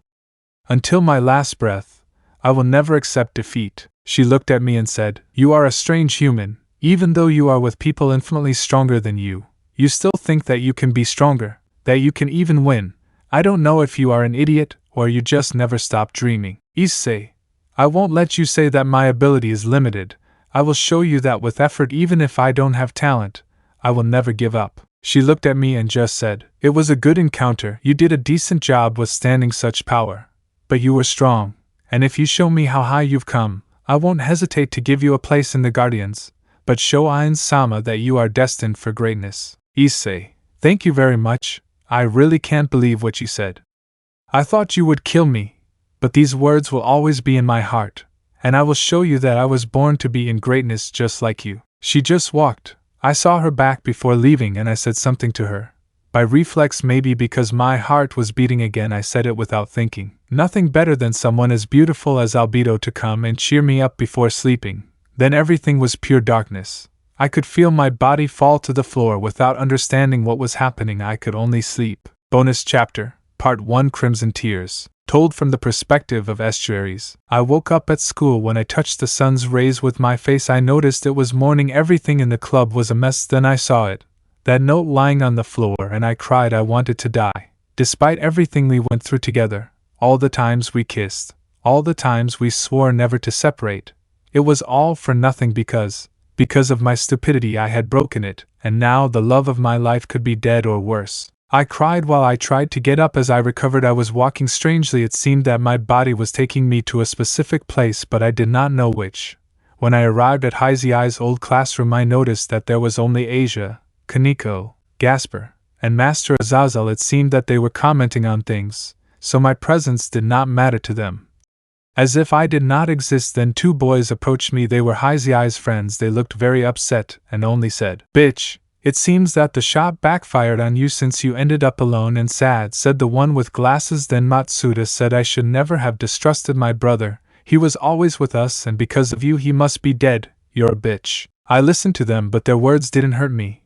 I knew what it was and the pain didn't stop. Seriously, what they said I repeated to myself 100 times a minute. Then they said something that made my blood boil and my eyes want to bleed from anger. "Motojama. He never loved you." "Matsuda. True, he only loved you for the bitch body you have. He could never love a pig like you." They said that and laughed. They kept making fun of my love for Issei and telling lies. Like he never loved me. That was the straw that broke the camel's back. I only felt like I lost consciousness for 30 seconds.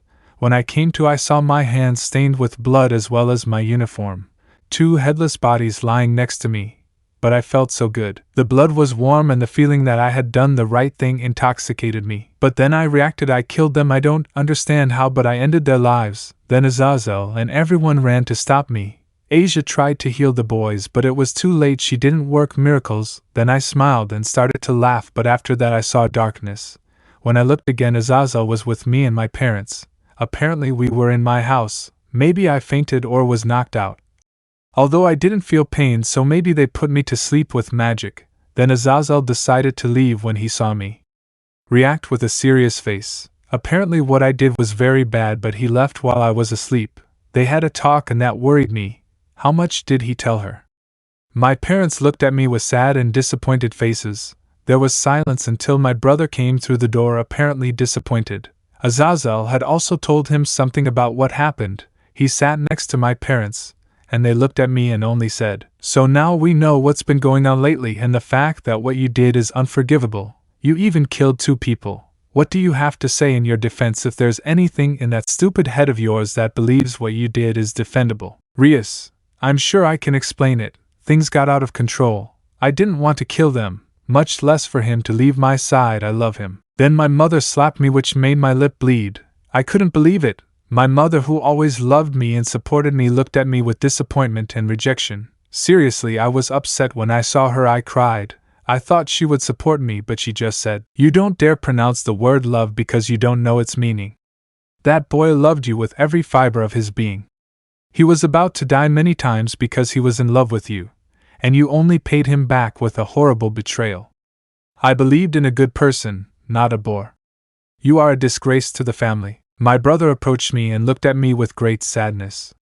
He wanted to cry, but not for me, but because he was a blind man who never knew that someone as important as Issei was suffering horrible things at the hands of his sister, and never did anything to defend him. "Surzex, I can't believe what you did. You know what you did. You destroyed the family pride, in addition to alienating the best person you could have ever met in your entire bucking life. Seriously, that boy was so special. His potential was truly unlimited. The Gregory clan under his protection became one of the best. Now we are a joke and you are worried about your feelings.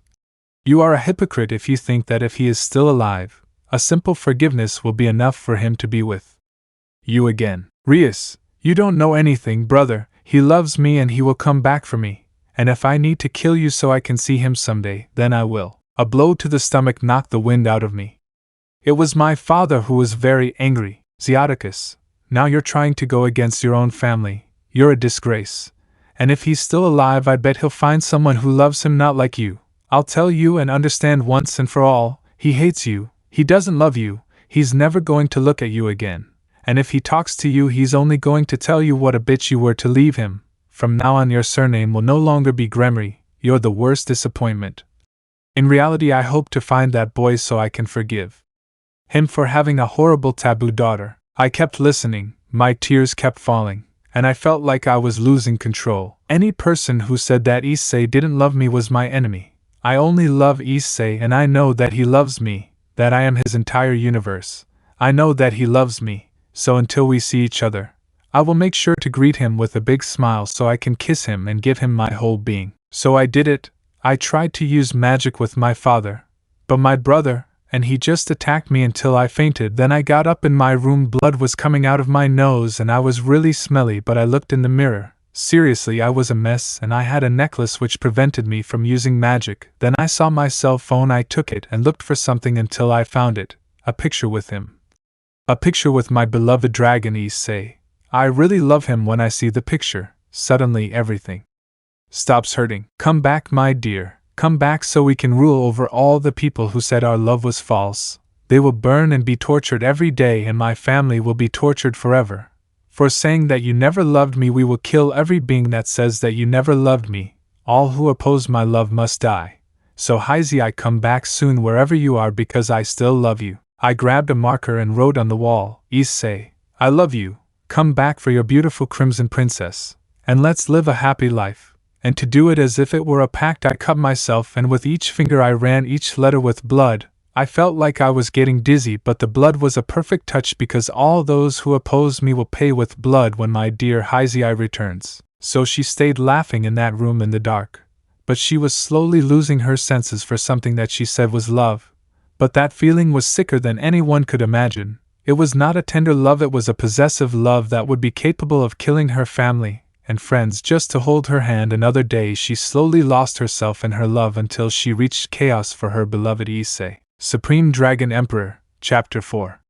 The Return of Heir to Issei. After various events, 6 months had passed since he was in Nazarick, accomplishing missions and training hard every day. I had currently completed many missions which put me almost at the level of the plebes. Due to my great successes, I had gained more respect among everyone. Very few despised me. After seeing the results, they ended up accepting a human in Nazarick, although he didn't know there was another human in Nazarick. I met her while I was on missions. Her name was Twer, apparently a girl who was raped and abused, until Seabass extended his protection towards her by taking her to Nazarick under the protection of Ains, and he was always looking out for her. He cared for her and defended her from any evil. Now, due to the modifications I made to Ains, the atmosphere of Nazarick became a little more relaxed, especially because by having feelings he was able to reach a deeper connection with his guardians. So when he found out about Seabass, he decided to support him, and that if he were to get married he would be willing to support them, even though it would be a strange relationship. Deep down, Seabass always wanted to protect her, even though he must have been clear about his feelings. If I didn't make her suffer, but well, all the guardians were a little friendlier. I was very happy and loyal to Nazarick, my new and perfect home. Until recently, Albedo and I have had some conversations when I give my mission reports. Apparently he takes his job very seriously, but when I see her she reminds me a lot of Akeno. That's why I always talk to her casually. Although our statuses in Nazarick are very different, she has started talking to me more. She wants to know why I'm still stronger, and she's interested in whether other humans could be useful. Due to many things, Ains has been pairing us up for mandatory breaks and to read Seabass reports when he's undercover and I can't accompany him. Nazarick's work is hard, but we've become friends. You could say we talk and greet each other, and that's much more than what I got. At first she ignored me, she didn't even notice my existence, and she always told me that I was weak. At least now we could talk without her humiliating me. Honestly, I've grown somewhat fond of her, plus she has huge breasts. I feel that her personality is very pleasant. A woman who is capable of defending her own and always thinks of her own as if she were her own. She is someone who has a pure heart despite being a succubus in a steel shell. But I feel that little by little she is letting me see what I really am. It was about to get dark and I was on my way to the throne, then I met Pleads. Due to many missions we ended up tolerating each other very well. In fact, we were not so close friends, but for me it was fine. The truth is that being able to talk normally with people who have an impressive power was difficult at first. But little by little I began to relax more with them because before I thought they would kill me. At least now I felt that they no longer wanted to do it in reality. Yes, they are pretty, although I prefer those who can't kill me while I sleep. Yuri, look, it's Issei Dano. Lupus Regina. Hello Issei. I finally see what you were doing, making Cositas fall in love with you. Narborough. Maybe you were doing something stupid, worm. CZ Delta. Just because we have almost the same status doesn't make us equal at all. Solution. There is still a gap of experience between us. Hopefully before you die you can have at least a quarter of our experience, although I would like to play with you a little. Entoma, even I can eat you if I want. Lately I have a human appetite, so please die soon. Pride and confidence in his strength was what distinguished Nazarick with great imposing power. But that pride could turn against him if someone who could give him a fight like me appeared. Issei, thanks for the praise, but after training, I'm pretty sure I can fill that gap you're talking about. Plus, if we were to fight right now, I could defeat any of you. So I threw a bomb as a provocation. They looked at me in surprise. They seemed insulted by someone who a few months ago they had made bite the dust. Now I had improved, and I was sure that in a battle if I gave it my all I could win. But not unharmed.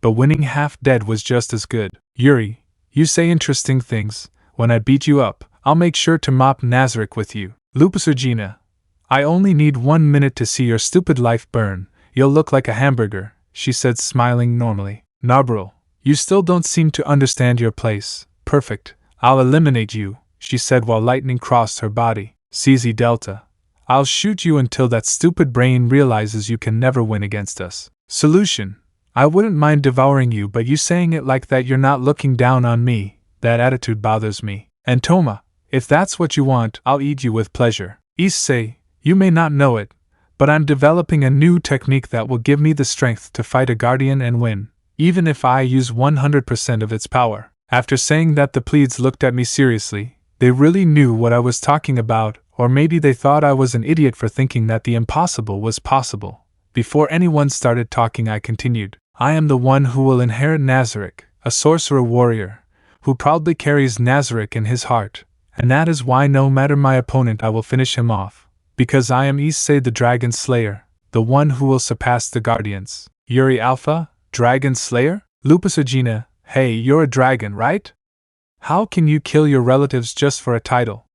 How desperate you are for achievements. Gabriel, what a shame, making ridiculous poses like Pandora the actor. Plus that name is stupid. CZ Delta, a stupid term for a dragon. Solution, if you kill dragons, kill yourself so they can digest you. Entoma, the name is too good for you. Sometimes they could be just as cruel, or even crueler than high school girls. I felt like my pride for that name was seriously broken because the only normal thing they could have was contempt for humans. Then I remembered it. Issei, this name was chosen by Ainz-sama, recognizing my strength. I smiled with satisfaction. Yuri, obviously the Supreme Being would give such an impressive man. Lupin, Ainz-sama is very cool. Gabriel, the name is stupidly wonderful, although it falls short, you know. CZ Delta, Ainz-sama, you can see who has talent. Solution, I hope Ainz-sama never leaves Nazarick, otherwise we're lost. Entoma, I still think that amazing name falls way short of you. Issei, thanks for the non-compliments. Luckily I'm more interested in something else. Do you know where the leader of the Guardians Albedo is? Yuri, I think I saw her on the balcony of the castle tower. You can go look for her if you want. Lupin, first Cocytus now Albido. Do you want to make a love triangle? Issei, and do you have any idea how I got there? Ainz-sama asked me personally, so I'm in a hurry. Gabriel, you can use Ainz Ooal Gown's ring for teleportation, right? Then don't waste time. Issei, I only have this ring that allows me to move, but I have many places in Nazarick restricted, so I have no idea where that place is. Solution, I can teleport you only because Ainz-sama gave you that order. Solution sent teleportation magic towards me, and out of nowhere I felt the wind was falling. What happened? When I reacted, I was in the sky. I was above the tower where I could see Albido about 20 meters away. I thought about using my wings, but really after all my training this would be nothing. I'll fall with style and surprise her, but then I wanted to spin around to do a sitting entrance after falling, but I started spinning so fast that I lost track of direction. Falling face first onto the floor, I was strong but not indestructible. I learned that after doing something so stupid. Albido saw me and turned her gaze to the landscape. It seemed that she didn't even care about my presence. After getting up and wiping the blood off my face, I approached to talk to her. She looked so beautiful in the sunset, seriously, that after all, in order to get her approval, I ended up noticing her more and more. Seriously, that I wait, but what am I saying? It's like I like her or something like that. After what happened with my last love, I think I don't want to trust anyone with my heart. Although a lot of time has passed since then, the wound hasn't healed, although the truth is I can't ignore this feeling that slowly began to grow every time I saw her. Issei, Albedo, Sama asked me to come find you, apparently a mission in which we will work together. He said that in an hour we should be in the throne room. Albedo, I see, I'll go see Ainz Sama in a moment. In the meantime, I'll leave. I don't want to see you, Issei. Hey, I spent a long time looking for you. I wanted to talk to you a little. Albedo, talk to me? What makes you think we were on the same social scale? Is the fact that you want to talk to me a human insult? He looked at me with a stern face. Issei, but what are you talking about? We talk all the time. Besides, I'm climbing the social ladder because of my merits. Or is it because I'm a human that you'll never recognize my achievements? I looked at her with an angry face, thinking that we were finally friends, but I wasn't going to let myself be humiliated again. I have shown my strength, and I will not be looked down upon. Albedo, you're annoying, an idiot, but strangely I can never stop talking to you. It's irritating, but I can't stop looking at you. You're a human because you don't die, so I stopped seeing you with so many expectations. I looked at her, and she looked conflicted. I didn't know if she hated me or liked me, but it seemed like she had a problem with me being human. Issei, if you're always trying to make sure you're right, then say it clearly. I consider you a friend, so after all the support you gave me, I thought I was your friend too. Albedo, I don't understand why I said those words, and I don't understand why I feel like I want you around. I don't understand why I always want to see you even though you're a human. Why do I feel so strange every time I have you around? And because I don't want you far away either. Her gaze seemed confused, but at the same time a small red trail appeared on her cheeks. She couldn't look more beautiful. Seriously, it was something very beautiful to look at. Then I remembered. Ainz told me that we were in a world based on a game, and that some modifications could affect this world. Also, because of what happened last time, I guessed that now she is in love with me. Which couldn't be cooler. Just because of one problem my heart isn't ready, it wouldn't be a good idea to treat a girl badly. Or be with her just for that. But a part of me told myself that the damage I received had not happened, so until I was sure of what I could come to feel, I would be her friend. Issei, I want to know you more. I want to know what things you like. I don't care if I'm a human. I just want to be your friend, Albedo. Albedo, what would you do all that for?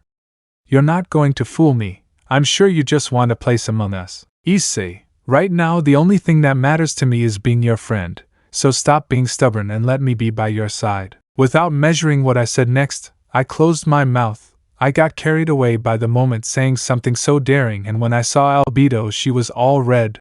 Apparently the conversation was over. She could only calm down and say something barely audible to me. Albedo, it's okay. Just get out of my sight and don't bother me today. Tell Ainz Sama that I'm sick. Without further ado, he teleported away.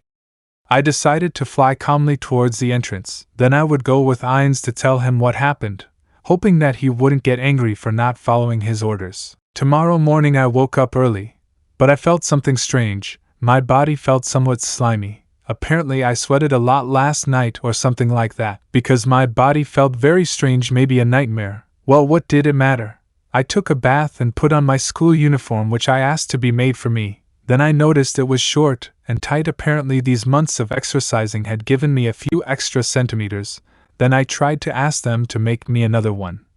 But Ainz called me urgently, so what they did was suggest that I put it on my shoulders because it was Ainz's order it would be attended to very urgently. Then I teleported to that place again, to the deepest part of Nazarick, the place of Pandora actor. He saw me and approached me silently.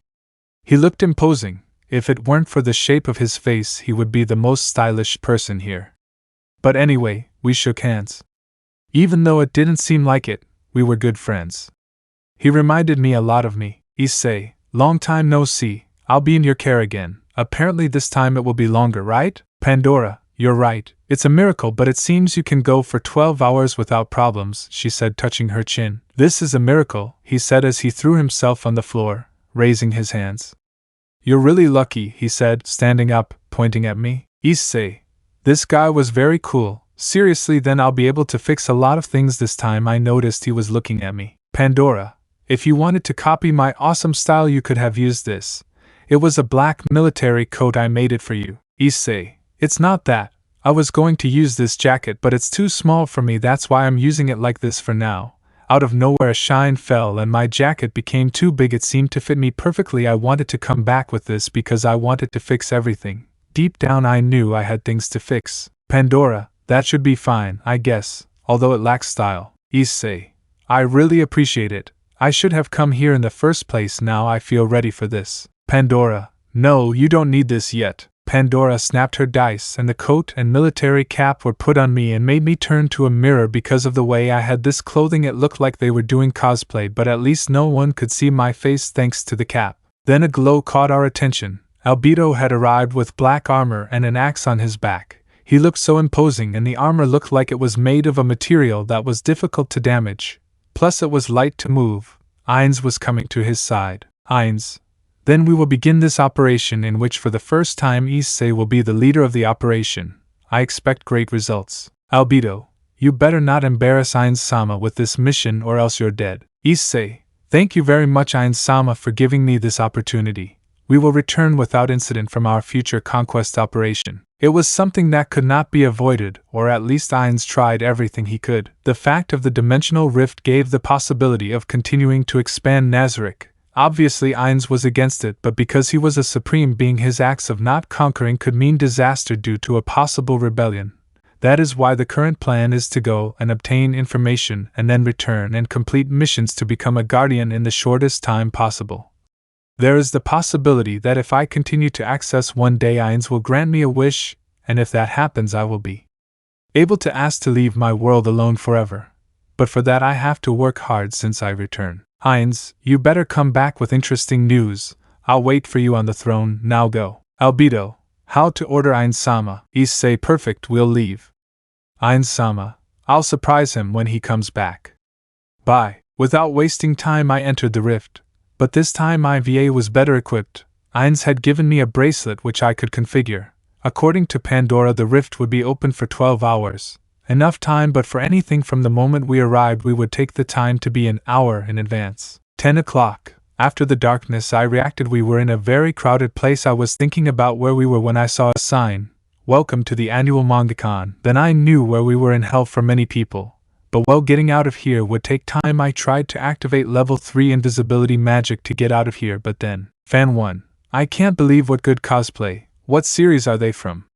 Let me take a picture please. A fan pleaded, but as he said that, a circle of people surrounded us for photos.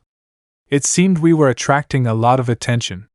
Albedo was about to kill everyone here. Albedo, can I kill these annoying trash? And what is cosplay? Issei, that's out of the question and you should feel flattered.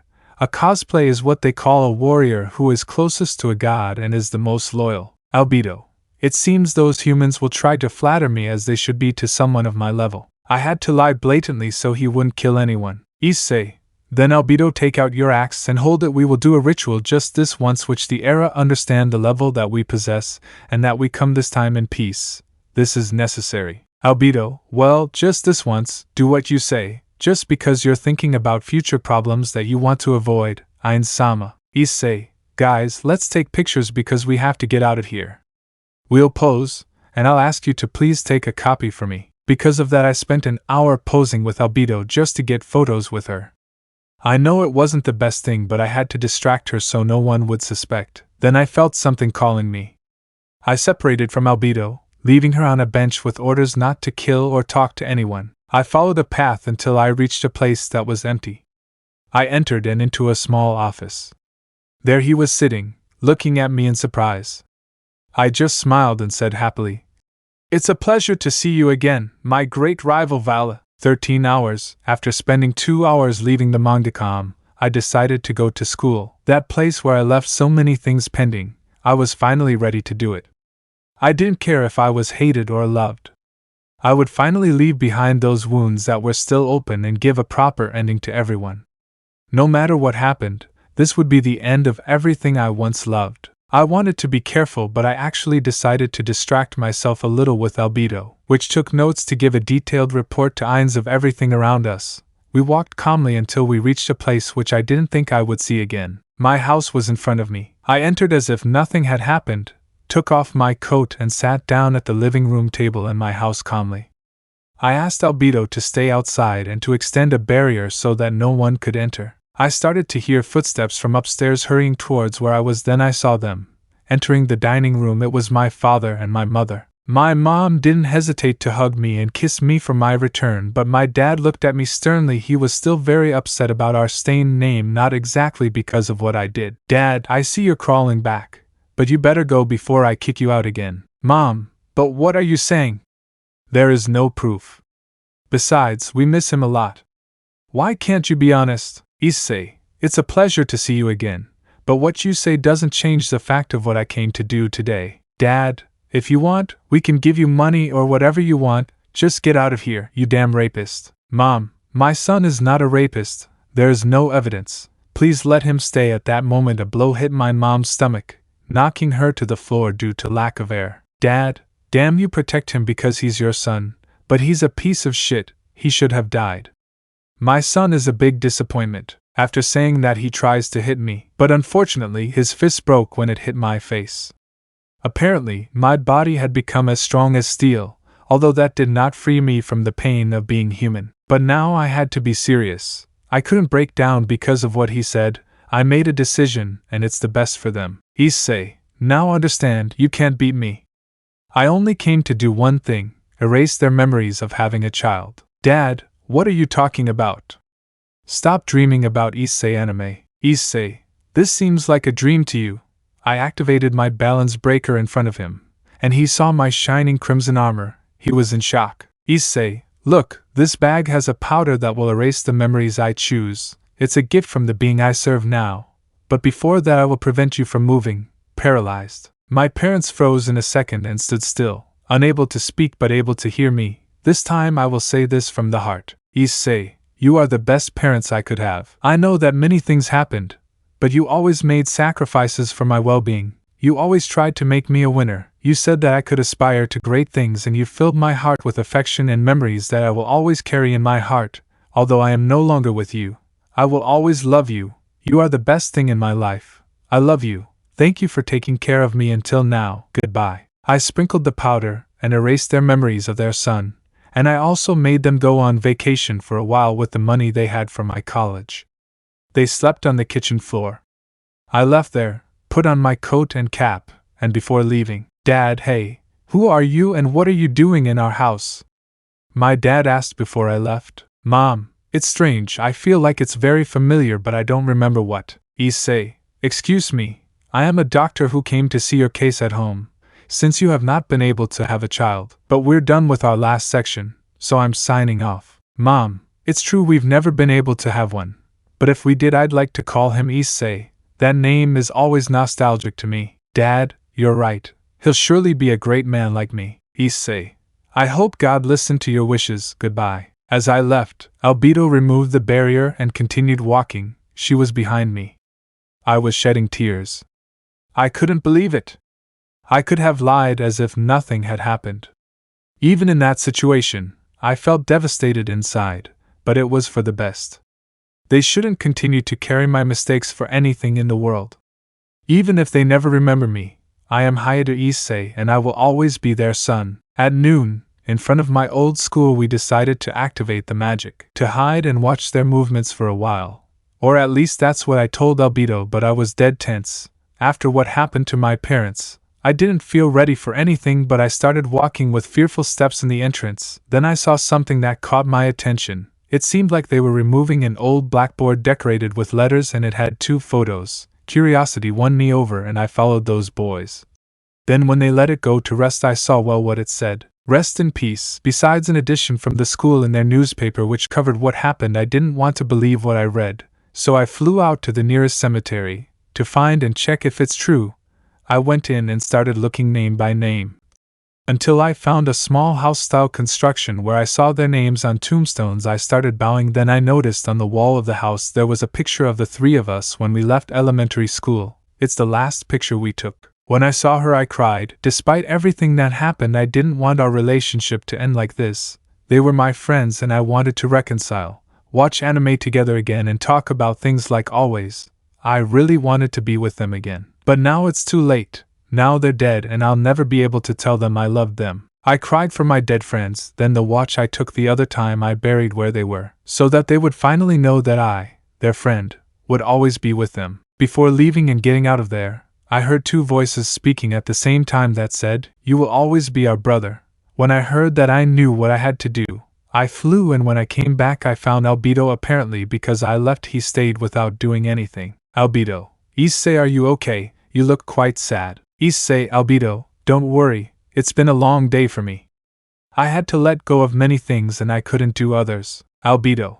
I believed that you would never give up until you achieved your goals. Issei. You don't understand, this is killing me. Albedo. You didn't say you would smile until you reached greatness. If you have something that matters to you, protect it, and even if it hurts, never give up on anything. Stop running away from your problems and solve them. Damn it, you are not a failure, you already showed me that. So if you have doubts, send them to hell and go. Issei, you're right. Even if it hurts and even if I suffer, I'll still have you by my side. I'll stop running away and I'll fix my problems to return to Nazarick, to achieve glory. Albedo. Look, sometimes you say such great things despite being an idiot, but I hope to see you reach the top. Issei. Wait, what did you say? I thought you looked down on me, but you've always supported me. I feel so flattered. Albedo just started walking towards the school entrance without saying anything. I had to guide her through the hallways. Because at first she didn't pay attention to me, she ignored me on purpose until she apparently decided to listen to me. 1 o'clock sharp, I was standing in front of the occult club room. I was afraid of what would happen. We went through the door with intangibility magic, and as I went through the door I saw a table separated by 2 armchairs in which there were 3 people on each side. On the left side were Kiba, Zenobia and Gasper, while on the right side sat people he didn't want to confront. There was Asia, Kaneko, and Akeno with dying looks. Their eyes were swollen and their hair was disheveled. It seemed that they no longer cared about their appearance at all. They looked very careless, and their gaze seemed like broken glass. Inside, that was the look that I had a long time ago. Kiba, a lot has happened, but it's time to move on with our current plan. Zenobia, exactly, I know you're still worried about Issei, but we have to focus. Gasper, we have to go and honor him with pride. Kaneko, every time I close my fist I see him. I know we were preparing a lot for this, but I can't fight again, not until I know something about him. Akeno, I know the reason for this team, and I know the reasons why we're doing this, but I don't feel ready yet. Asia, despite all my efforts, I don't want to continue if I don't know anything about him, even if he hates me all his life. If he only told me that, I could die happy, but he's no longer here. Apparently his topic was somewhat redundant, but he was attentive every time they mentioned me. His eyes seemed to lose more of that color. Apparently the reason he was doing it was me. But how is that possible? They are supposed to have changed me, so why that feeling? And most importantly, am I the reason their lives now seem meaningless? Kaneko, we fought against many difficulties, but her smile motivated my fists now. Akeno, the reason for my progress is partly because he believed me to be the best, seriously, without me. Asia, she made me her family despite causing problems, and taught me so many wonderful things. That's why all 3 of them said at the same time, I don't want to live. Zenobia, I know how you feel, but death is not the option. I do feel that you did something wrong, and you want to fix it, but death is not the option you should take. Gasper, you would be cowards to run away from your problems. If you have something weighing on your heart, do whatever it takes to pay for your mistakes. Kiba, if you really love him, then when he comes back tell him what you feel and release the ties on your heart. As my great friend would say, great friends can get hurt, but no matter what happens I will always be your friend. I don't remember ever saying that phrase, but it seemed to calm them down. This situation felt so strange because I thought I would be rejected. Now that I know I am everything they want to see, and my friends are still looking out for my well-being, I really do have friends. Excellent, then there's nothing more to doubt. I just said absolute cancel, and my magic disappeared with the wind. Everyone turned to the door. Thanks to the hat they didn't recognize me at first glance. Kiba took out his sword and said, I don't know who you are, but identify yourself if you don't want to be attacked. Heizei, is that any way to welcome your great friend? I took off my hat and everyone looked at me in shock except Kiba, who looked at me with a big smile and just said, welcome back, brother. Out of nowhere Zenobia, Jasper and Kiba hugged me tightly in tears. A very emotional moment after what happened. I really felt happy to have them close again. Zenobia, idiot, don't leave us again. When I found out you could be dead, I almost went into an endless depression. Gasper, I thought we would always be together, but when I found out what happened I felt so useless for not having supported you as a man. Kiba, you found the answer you were looking for, right? Issei, guys, I really miss you, and yes, I finally found my answer. I know what to do. I looked over to where the couch was. It seemed the three of them just hung their heads without moving. It was now or never. I approached and sat down calmly. I looked at them. Seeing them up close, they had cuts, burns and bruises. Each one looked like it had been very bad. Then I decided to find out what happened and activated my level 5 magic, Rouse Memories. This magic generates roses which allow me to investigate people's memories. Although it only has a range of 2 months, I suppose it's enough. 3 roses were created, 1 gray, another purple, and a last one yellow.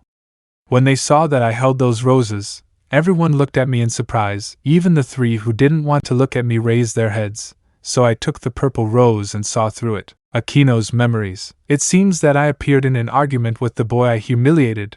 He is yelling things like bore and bitch at her while Akeno was crying. Apparently it happened one day after I disappeared, so here it hasn't been more than 2 months.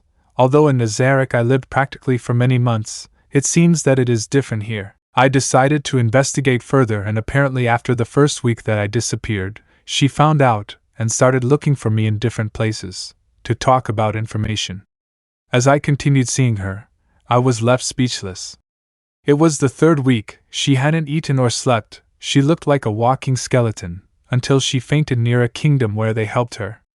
She spent almost a week without reacting, and after reacting, she was only in intensive care for a week before fleeing the hospital. He continued looking for me until he came to a difficult fight, in which he was about to die. He had lost an arm and was bleeding to death. Without being able to do anything, then he closed his eyes only to open them and see how the monster was burning in flames. She spent 2 weeks in constant surgeries because the damage was very serious. She was even close to dying many times.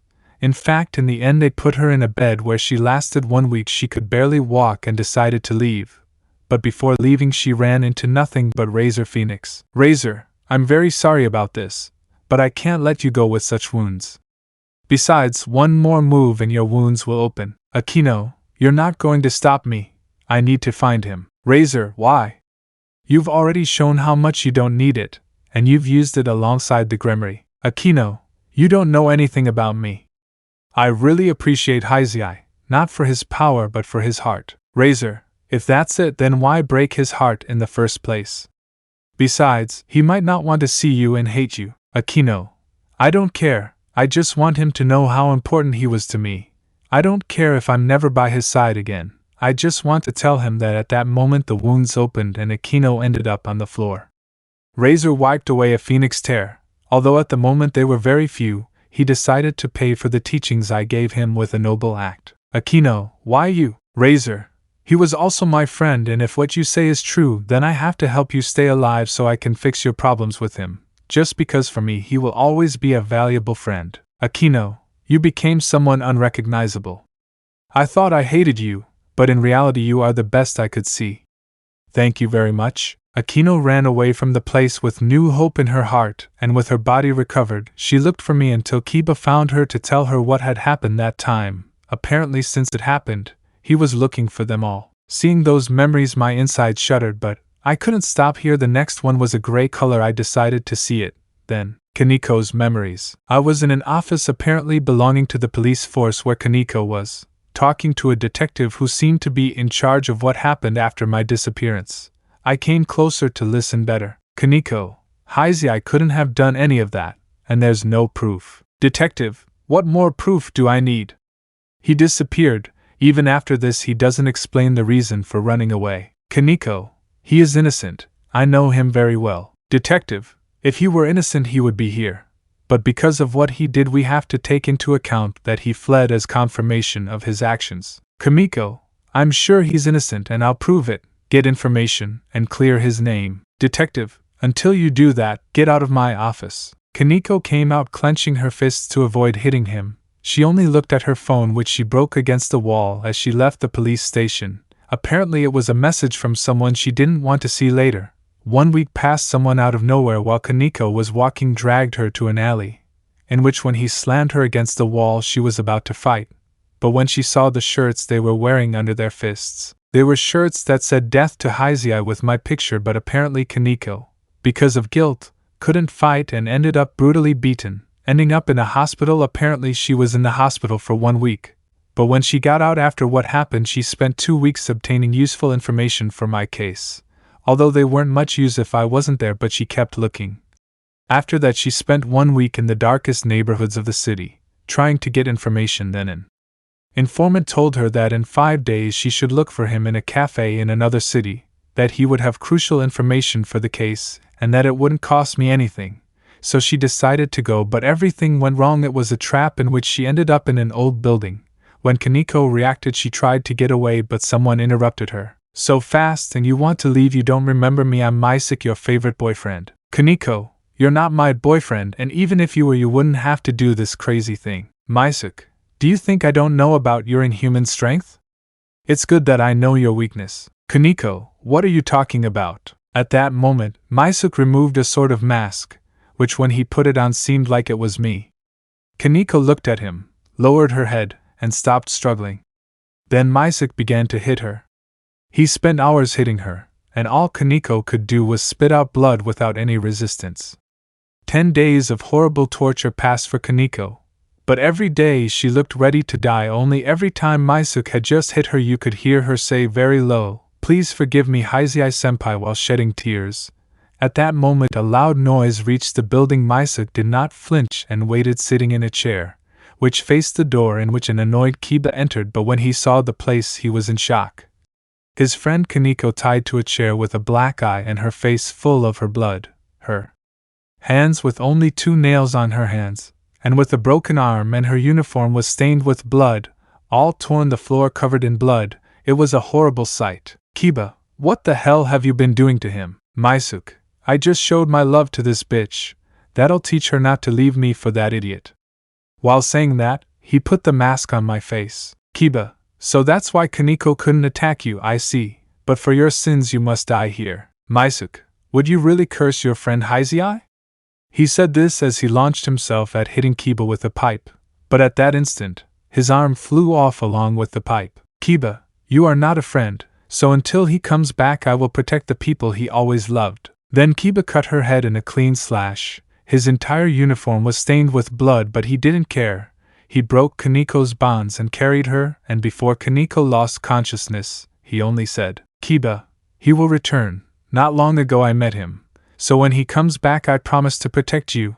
I don't blame you for what happened, but I still know that soon you will have a chance to talk to him." End of Kaneko's memories. Seeing them I felt my heart fill with a feeling of guilt. Maybe because of my actions I ended up leaving many burdens to my friends without realizing it, but I had to continue. I took the last rose, a yellow one, and I decided to see Memories of Asia. Dawn in a church. Apparently after having been there all night, Asia got up early to clean the place. Her eyes seemed swollen and she looked terrible. Then she decided to go out and clean everything. After 1 week living in the church, because it seemed to be the only place where he felt comfortable. "Father, something's tormenting you, isn't it?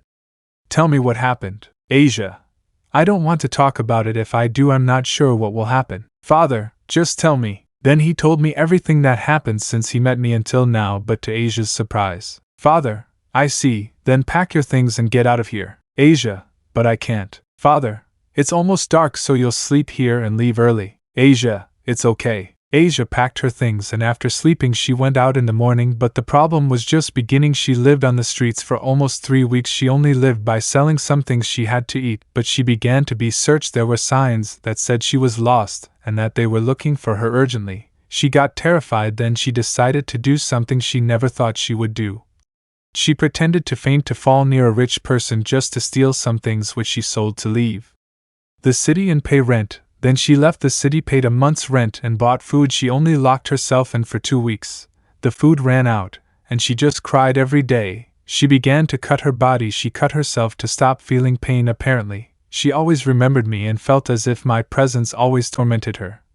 But she couldn't stand it anymore. She cut herself many times and ended up on the floor, letting her blood shed, only with the hope that what made her suffer would disappear. She wanted everything what she had and did was just a horrible dream. She wanted to wake up, she just wanted to smile again, but she felt weaker and weaker. But then before she faded away, the door of the room broke. Apparently without realizing it, she didn't notice that the door was being knocked on. But after a moment of desperation, they began to hit the door until they knocked it down. They were Zenovia and Irina who, seeing Asia's state, began to heal Asia desperately. Asia, stay away from me. This is my decision. I just want to die. Zenovia, stop talking nonsense. You think your problems will disappear if you die. Irina, it's something I wouldn't want to do. He wouldn't like you to die. Asia, you don't understand. I left him alone after what he did to me. I deserve to die alone. Zenovia, you know Issei and Kiba talked recently. If you want to pay your debts, do it alive. Irina, you're right. Dying alone is a stupid way to fix things. Zenovia and Irina, so live to fix the sin you committed. After that, Asia fainted and was cured just in time.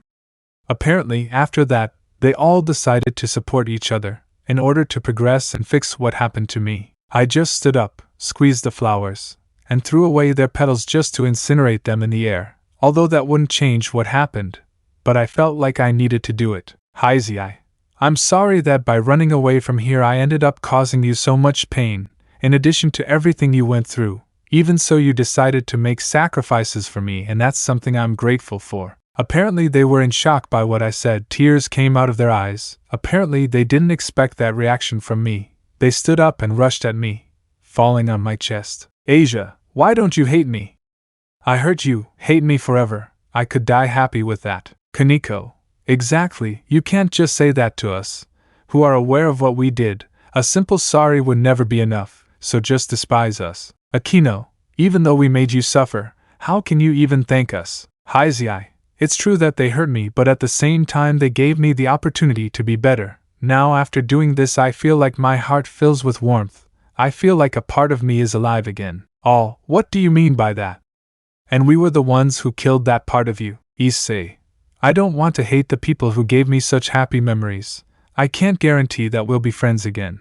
But I would like to be your partner even though there won't be the same trust as before. I hope I can be by your side. Asia, are you sure? I don't deserve this. Kaneko, I could never be by your side, not after what I did to you, but if you want. Akeno, I would like to be by your side, but I can't forgive myself. I let go of Asia and stood up, spread out my cape and proudly said, Issei, I am Issei, the Dragon Slayer, the future successor of Nzarick. No matter what happens, I will never give up on anything. You will be my friends forever, and it doesn't matter. This time I have the power to protect your smiles from any evil, so please continue to be by my side. Saying that, I extended my arms for a hug. They looked at me incredulously, doubting, but in the end, they had honest hearts and hugged me while crying, but there was a smile on their face. It seemed like it would take time, but maybe at some point we would be friends again, although a relationship I suppose would be impossible now. At that moment an aura flooded the small room. Apparently it had gone unnoticed until now.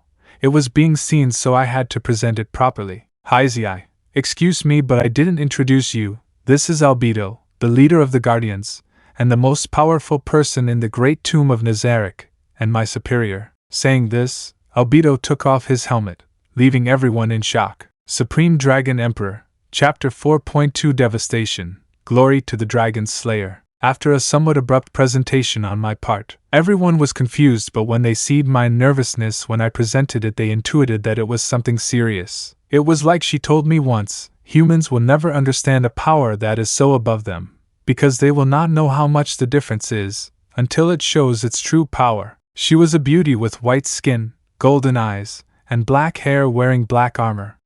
She showed a purple aura that covered her armor. With that in mind, I doubted what would really happen.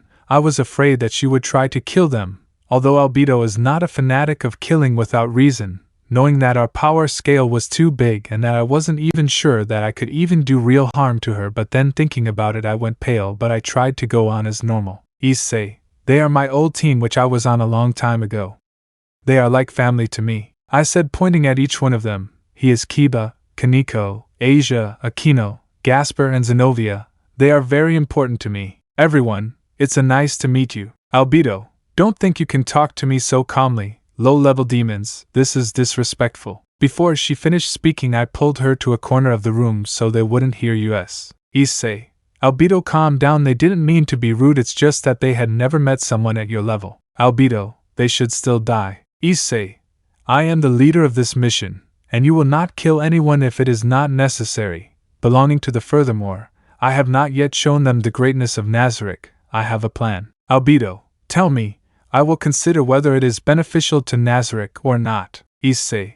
The plan is simple. When Ainz gives the order to invade, the best thing would be to take everything passionately. That's why my previous team will be in charge of having the best status here to make everything easier. Albedo. I see, that would be the best because due to the dimensional crack it would be difficult to send huge armies. In addition to the fact that Ainz just wants to solve everything in the most peaceful way. I am impressed that it seems the heir is showing a bit of that talent that Ainz saw in him. Issei. Thank you. Now to show your loyalty to me, I will show you my power. I returned with Albedo where my friends were waiting for me and I told them, can you see the magic? Akeno. I can see the magic aura, but the total level of magic is something I can't see. Gasper. I don't possess any skills like that. Issei. Perfect, then we will see level 5 magic. Multiple magic eyes. Everyone's eyes changed to a black color, and everyone began to see themselves without understanding exactly what was happening until they began to see the total amount of magic they possessed. Akeno, Asia and Gasper had a good amount of magic, although the greatest was Akeno's. Then they turned to see me. Akeno, are you really? Issei, don't you have magic? Asia, I still don't think Issei-san needs it. Kiba, but isn't it strange that he has nothing? Kaneko, he doesn't need her at all. Gasper, it's obvious a man doesn't need magic. Zenobia, he has shown that he doesn't need her. Issei, friends, I think there's no point in lying to you. I removed the inviting ring from my finger, revealing my magic, which spread almost throughout the entire country. My friends were very surprised, but they felt calm for some reason. Asia, you are amazing. Issei-san. Akeno, your magic is so great. Kaneko, for some reason seeing your magic feels so warm. Zenobia, seeing you gives me peace of mind. Kiba, although it's incredible, not even Akeno has a tenth of all that power. You really came very far. Gasper, your magic shows your effort, it's impressive. Albedo, that's not all. When he activates his balance breaker, his magic can be duplicated. In addition to his abilities, it seems that you have become stronger than the last time I saw you fight. Issei, of course, after months of training with a guardian, they made me grow enormously in power. Albedo, currently you could defeat any of the Pleads even with difficulty. But to your misfortune, they know how to act very well as a team, in addition to the fact that there is a lot of difference between the Pleads and a guardian. Issei, then I will take care of turn that distance into ashes so that one day you will choose me. I said it, raising my thumb in a sign of victory. Kiba, Issei, it would be good if you went to see Azazel-sensei. He has been very worried about you. Zenobia, I'm sure you have things to do, but Asia, would you like to come and see our rated game? Issei, a rating game? Are they still with Team Gremory? I said with worry. Kaneko, no, never. Akeno, after everything he did to you, that never. Gasper, to tell the truth, we made a new team. It took us a long time, but we got it, and we got a great name. Issei, really, what is it? All except Albedo's Sword Dragon. Issei, and may I ask why that name? Kiba, it's because we decided it, and we will only have one person who can be our pawn, and that is you, Haidu. Issei. Issei, so you made me a place on this team even though nothing guaranteed that I would return. Asia, we always had faith in you. Akeno, this team is a tribute to you. Issei, you guys have made me so happy, and of course I will go see how you kick-ass friends. I hope to see you. Zenobia, perfect, the meeting starts in 30 minutes, so we'll leave in 15 minutes. Gasper, come so we can go together. Kaneko, we'll be waiting for you. I said goodbye and went to look for that person, who was the last one I saw before leaving, to whom I am really very grateful. After everything that happened to me, I am very happy to be able to count on my friends again. I walked through the school. Everyone was busy with their classes, so there was no need to activate the invisibility magic again. I walked carefree until I reached an empty classroom in which Azazel was picking up his things from the desk. When he saw me, all of his things fell to the floor.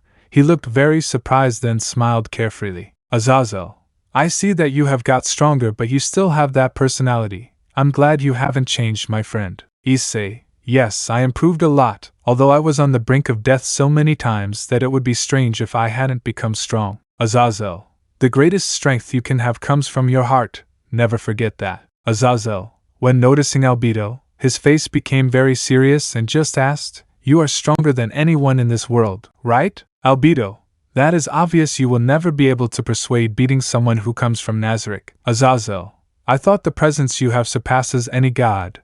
That explains the current state of your strength. Issei, I have been training with those people for months, and the person I serve is a being so omnipotent that I don't believe there is anyone able to confront him in the entire universe, and he is my protector Ainz Ooal Gown, the maximum supreme being. Azazel, I see that you didn't have an easy time at all, but now you could beat anyone, but now we are having some small difficulties. Issei, what are you talking about?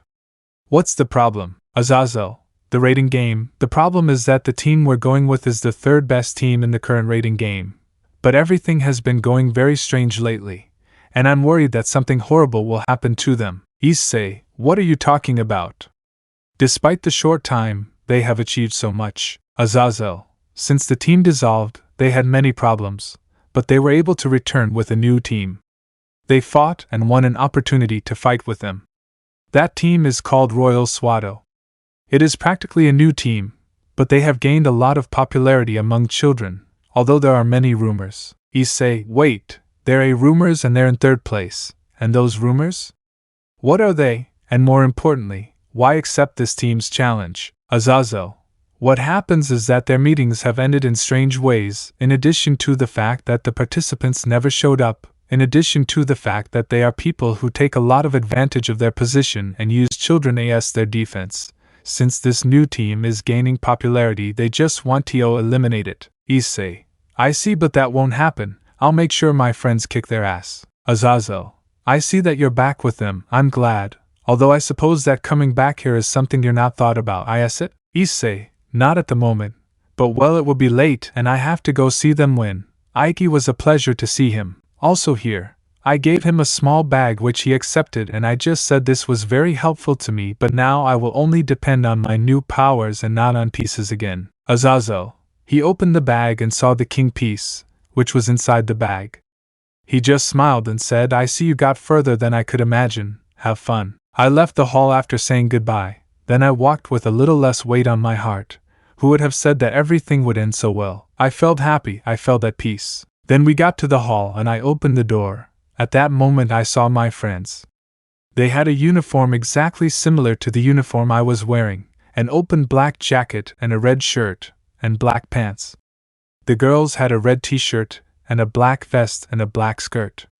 I was surprised. Issei, why that uniform in particular? Kiba, it is forever to remember why we fight. Akeno, it's because you inspire us. Asia, because you give us strength. Kaneko, why do you see yourself so genius? Issei, you guys, I'm glad you never forgotten me, but well, come on, I want to see your victory. After that I put on my cap and jacket. I wanted to keep a low profile, so I had to be careful. Everyone was happy to have me by their side.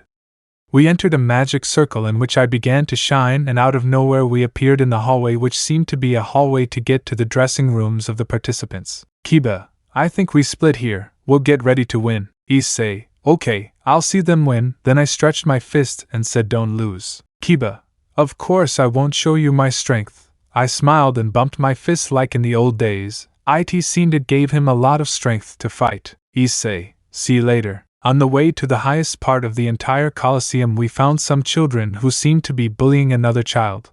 I got closer, then I could hear what they were saying. It was a boy with an epee dragon cap and the other had a shirt that said Go Royal Shadow. Boy, please let me be with you. We have been friends for a long time. Boy 2, you can't as long as you have that cap on you. Boy, but this cap is very special to me. The epee dragon signed it for me, and since then I take care of it with great appreciation. Boy 2, I don't care, he's gone. He's left us to our own fate, so take it off or I'll hit you. Boy, you wouldn't do it. You're my friend, right? Boy 2, shut up, and I hit him until I throw him to the floor, where I kicked him with a lot of anger. I wanted to stop him, but then, boy, okay, I'll take off my cap. Don't hit me again. The boy took off his cap and followed him while crying. Apparently he wanted to continue supporting me, but well, I kept going up. I reached the top of the Colosseum. It had a dome that prevented me from seeing outside, but it was impressive. Apparently, they were about to start. Then from the corner of the royal shadow, 9 hooded men who were teleported. Apparently, they were all pawns, but that didn't make sense because doing that would completely underestimate the rival team or what.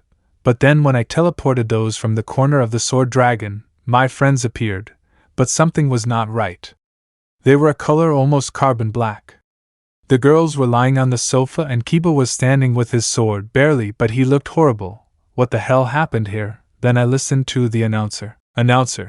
But what happened here? The opposing team seems to not be in a condition to fight, and due to the rules, if there is not at least one participant, this duel is deemed lost. Kiba, we have not lost yet, I can still fight.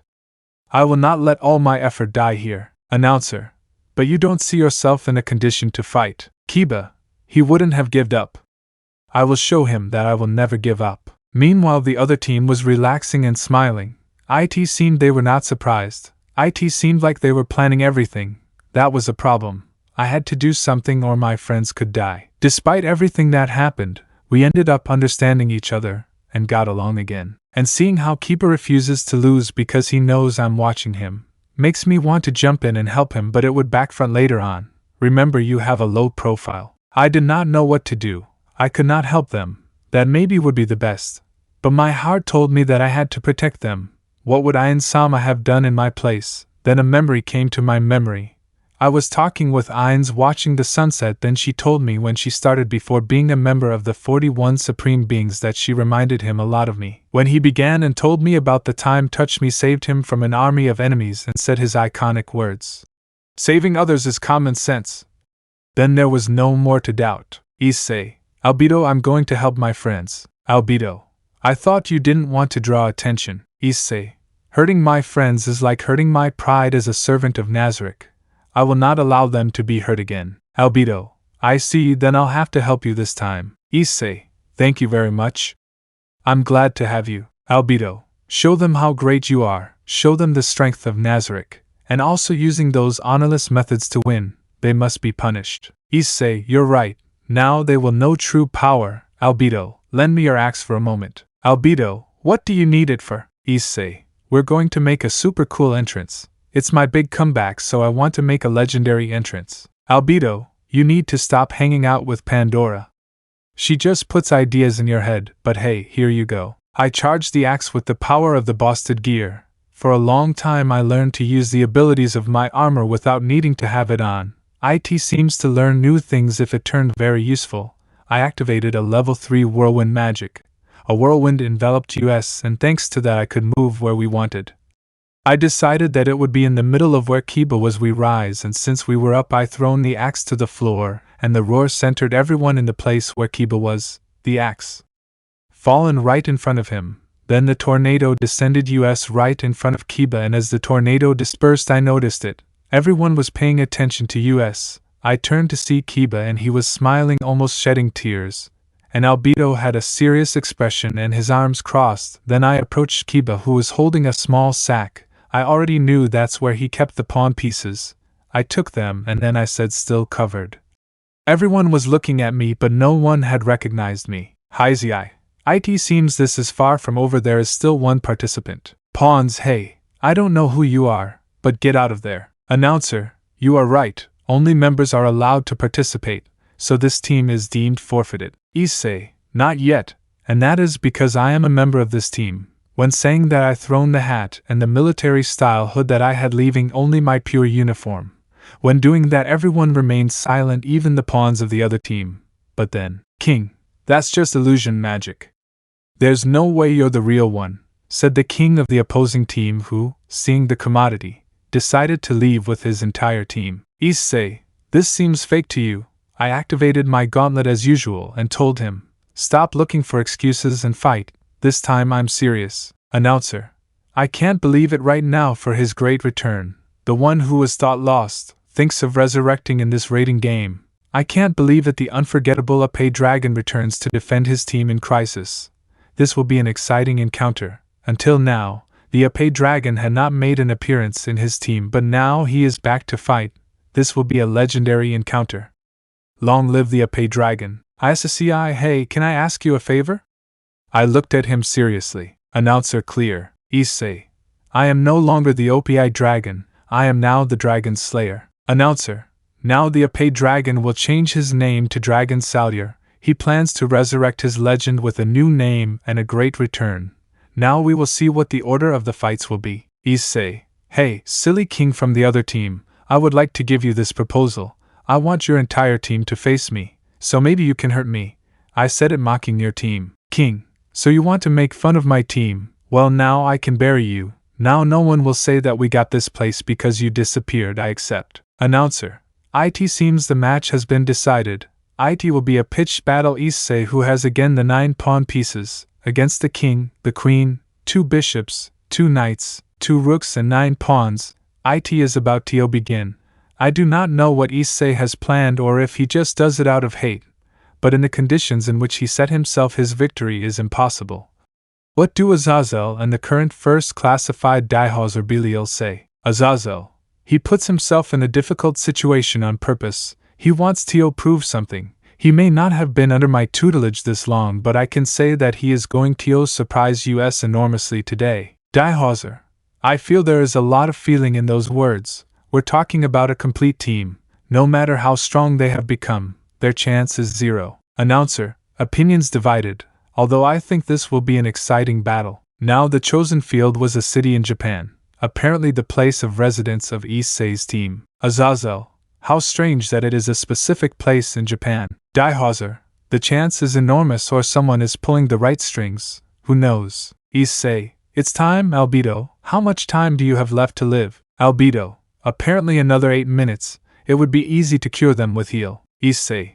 Heal them when there are 3 minutes left. Albido. As you wish, don't worry.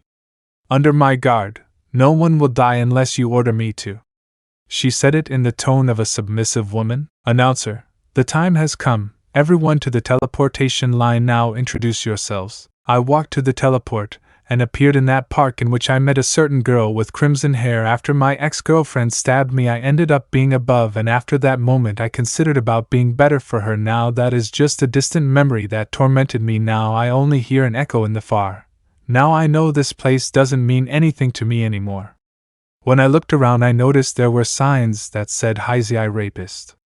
It seemed that coming to this place was something that he had planned, but unfortunately for his pain, I already had time to leave that pain and sadness in the past, because now I know what I am and what really happened, and just for that I will never let this hurt me again. King. I hope you feel at home, rapist. Issei. So you had this plan from the beginning in case I showed up, right? King. It's not obvious. I want to destroy you both physically and mentally. Now you cry and suffer because your girlfriend left you. After saying that, he laughed with his entire team. Issei. She was never my girlfriend. Belongs to that. I already found a place for myself, so I don't mind continuing with this issue. King. You're trying to pretend. How sad and pitiful you are. Besides, I already know that you were just the worst of the Gremory. A joke. An idiot who believed that a beauty would fall in love with his good heart. That's why you disgust me. Issei. Say what you want, friend. This doesn't matter to me anymore. Now I just want to settle accounts with those who hurt my friends. King. You keep calling them friends. Don't you realize they're using you? Are you that idiot? They knew you would come to save them because you're an idiot who believes in friendship. You're just a toy to them. But well, if you want to start fight, let's. Pawns attack. The 9 pawns began to surround me in a circle. Then they all started to charge their magic to attack me. They still had hoods for some reason. They attacked even though of all the magic they gathered it was no greater than a level 2 Nazarick spell, so I activated my level 4 magic Gaia barrier.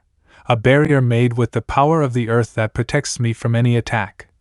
They launched their magic, and when it collides with my barrier it nullified them completely. King.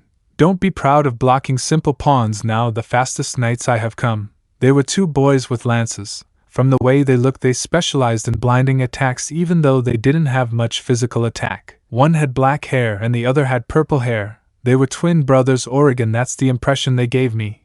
Because they were the same, they were 1.70 measured, well-trained legs and thin complexion. Both's hair was still, but the one with purple hair had a scarf tied around his neck, while the one with black hair had a necklace. They attacked my defenses. I could follow them without problems.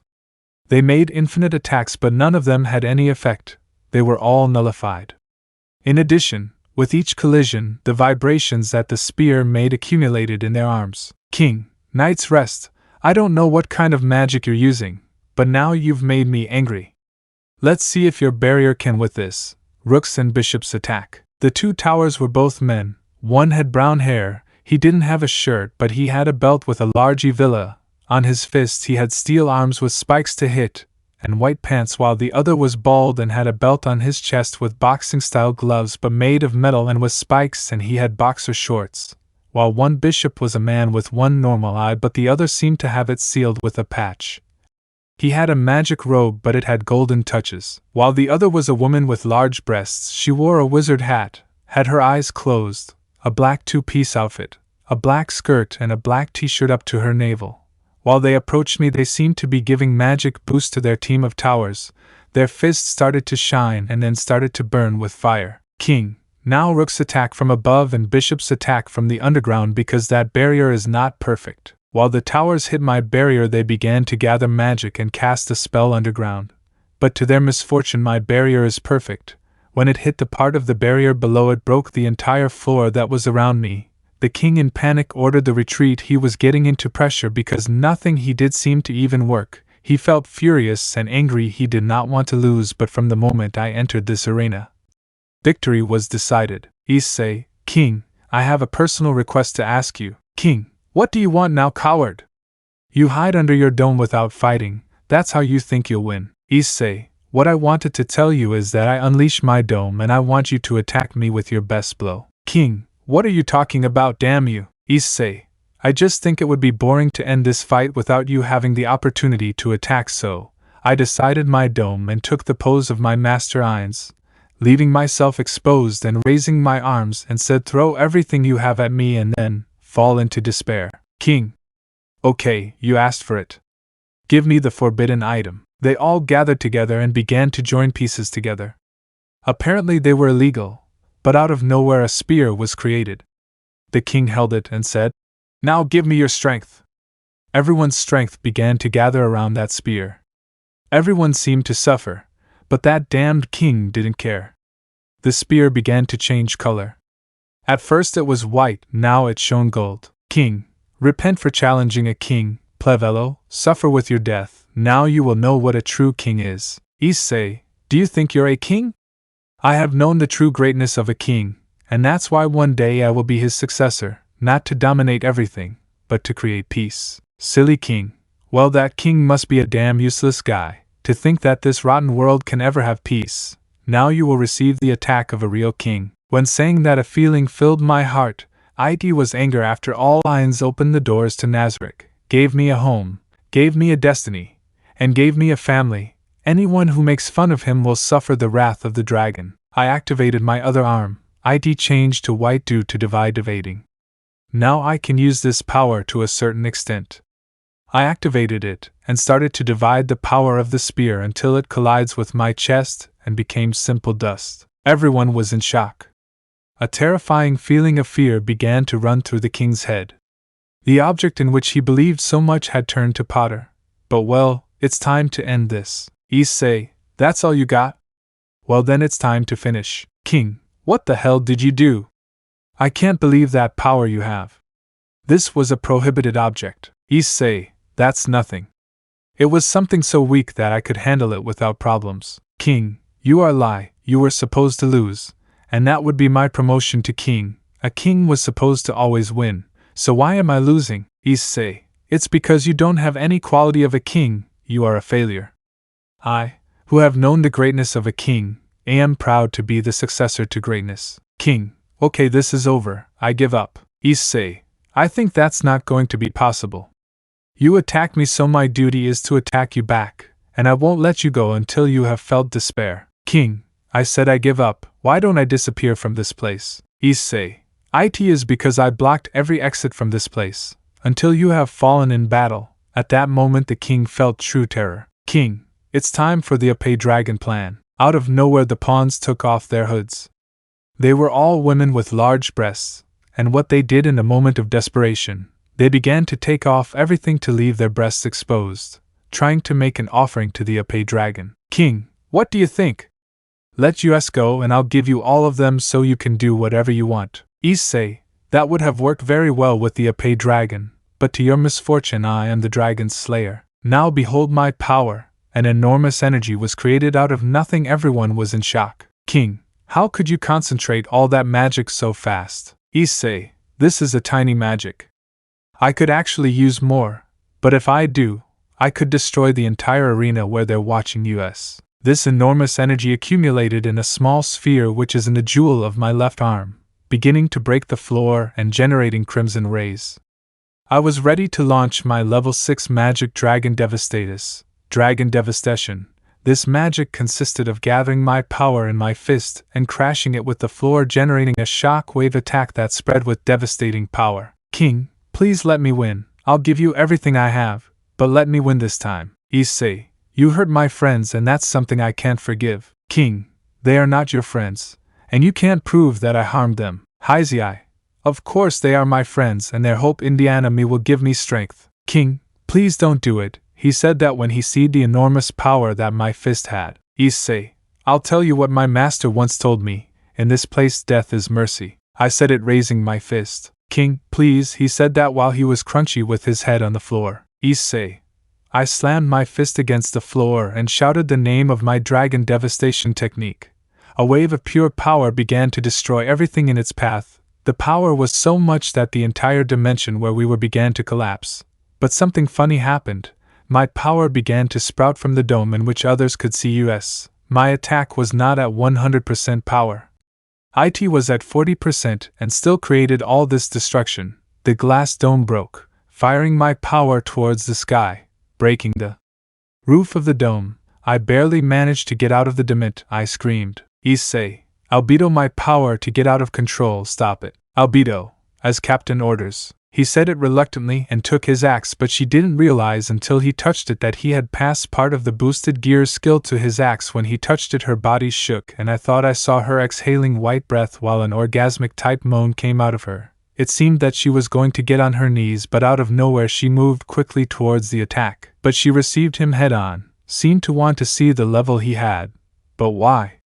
For some strange reason she seemed very happy, and despite the armor she looked so erotic that I couldn't help swallow. Issei, Albedo, enough of games, destroy my attack. Albedo just swinged the axe towards my attack and it split in half effortlessly. Her power was incredible. After doing that she cut off the flow of my attack, making it disappear. Then I activated my wings and started flying towards my team's corner. When I arrived everyone had a very happy expression, and others were crying with emotion when they see me land. Everyone ran to hug me and congratulate me for the battle I had, although for me it was far from being considered a battle with a silly level difference. I wonder if Ainz considers that what we had back then was a battle. Kiba, thank you very much for this. I'm sorry to involve you. Issei, I'm glad you're okay, and it's nothing. I will always defend my friends. Asia, thank you for not leaving us. Albedo, Issei, we've already drawn too much attention. Let's leave. The announcer emerged from the rubble and barely understood what happened. He began to speak. Announcer, I can't believe it. With everything against him, he returned his strength as the legendary the legendary Dragon Slayer won. Hyodo Issei won. It was an incredible victory. He made the impossible possible, making the best comeback we have ever seen, and this will be engraved forever. The rise of a true rating game champion. Diehauser, it's incredible. I had never thought that a magic shock could destroy the battle place, that so much magic was used to achieve it. I am speechless. Azazel. Apparently when the dimension was destroyed there was a chain reaction, so the dome began to break because the attack used it as a way to release that enormous power. Announcer, after leaving the Gremory, you now return with new skills and a beautiful paladin.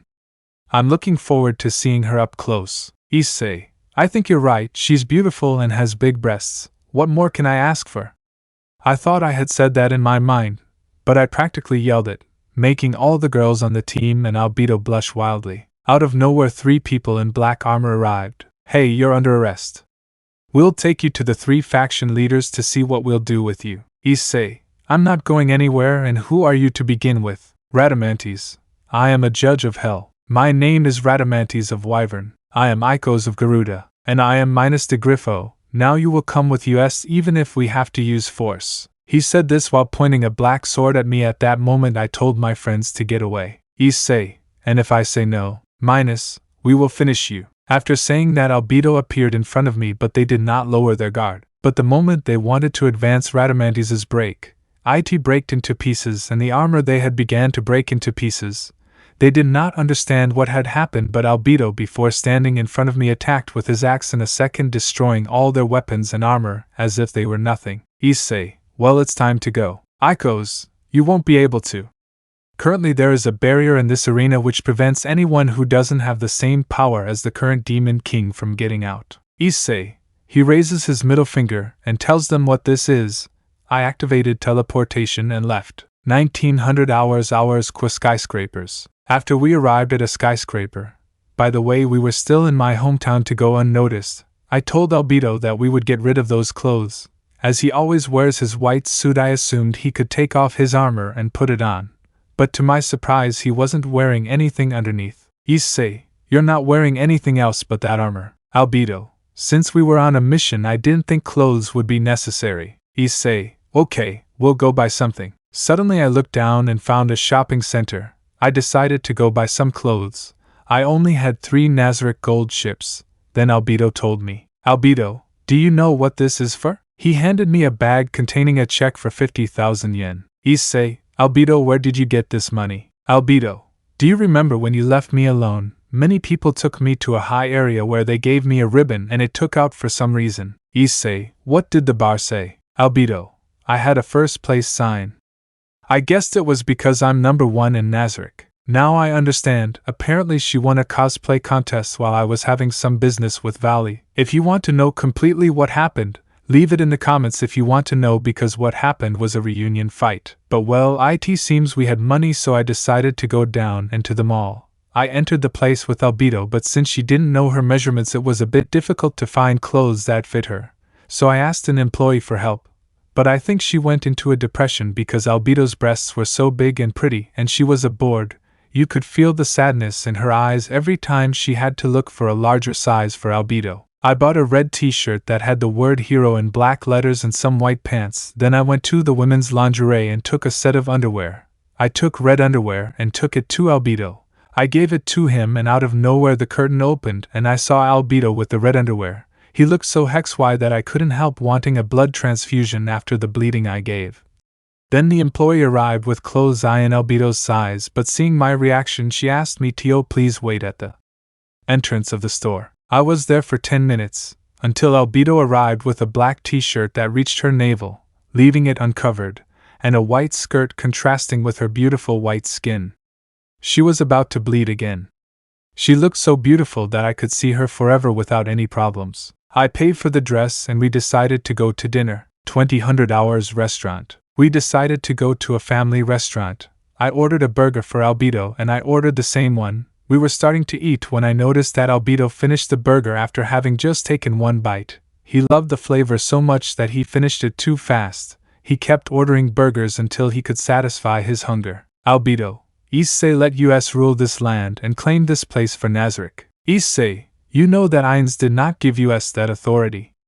I won't do anything if Ains doesn't give me the necessary order. Albedo, but this food could convince Ains-sama to conquer this place. Issei, okay, we'll get burgers to go, but please calm down a bit. After Albedo ate 30 hamburgers, I only had enough to buy 10 to take away. At that moment, while Albedo was humming happily, I felt a presence around me, but when I looked around it disappeared.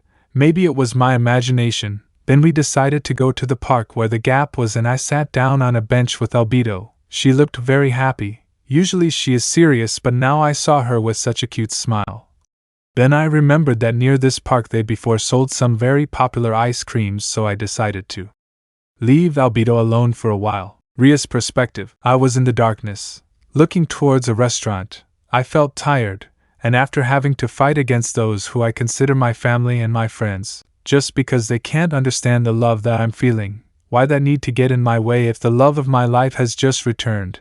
I was thinking about what happened before I was here. I was running in the Colosseum after an immense magic attack made by my dear Issei. Everyone was in shock before arriving at the dressing rooms. My old team, made up of Kiba, Akeno, Kaneko, Asia, Gasper and Zenobia, were about to enter when I talked to them. Rias, where is my dear Issei?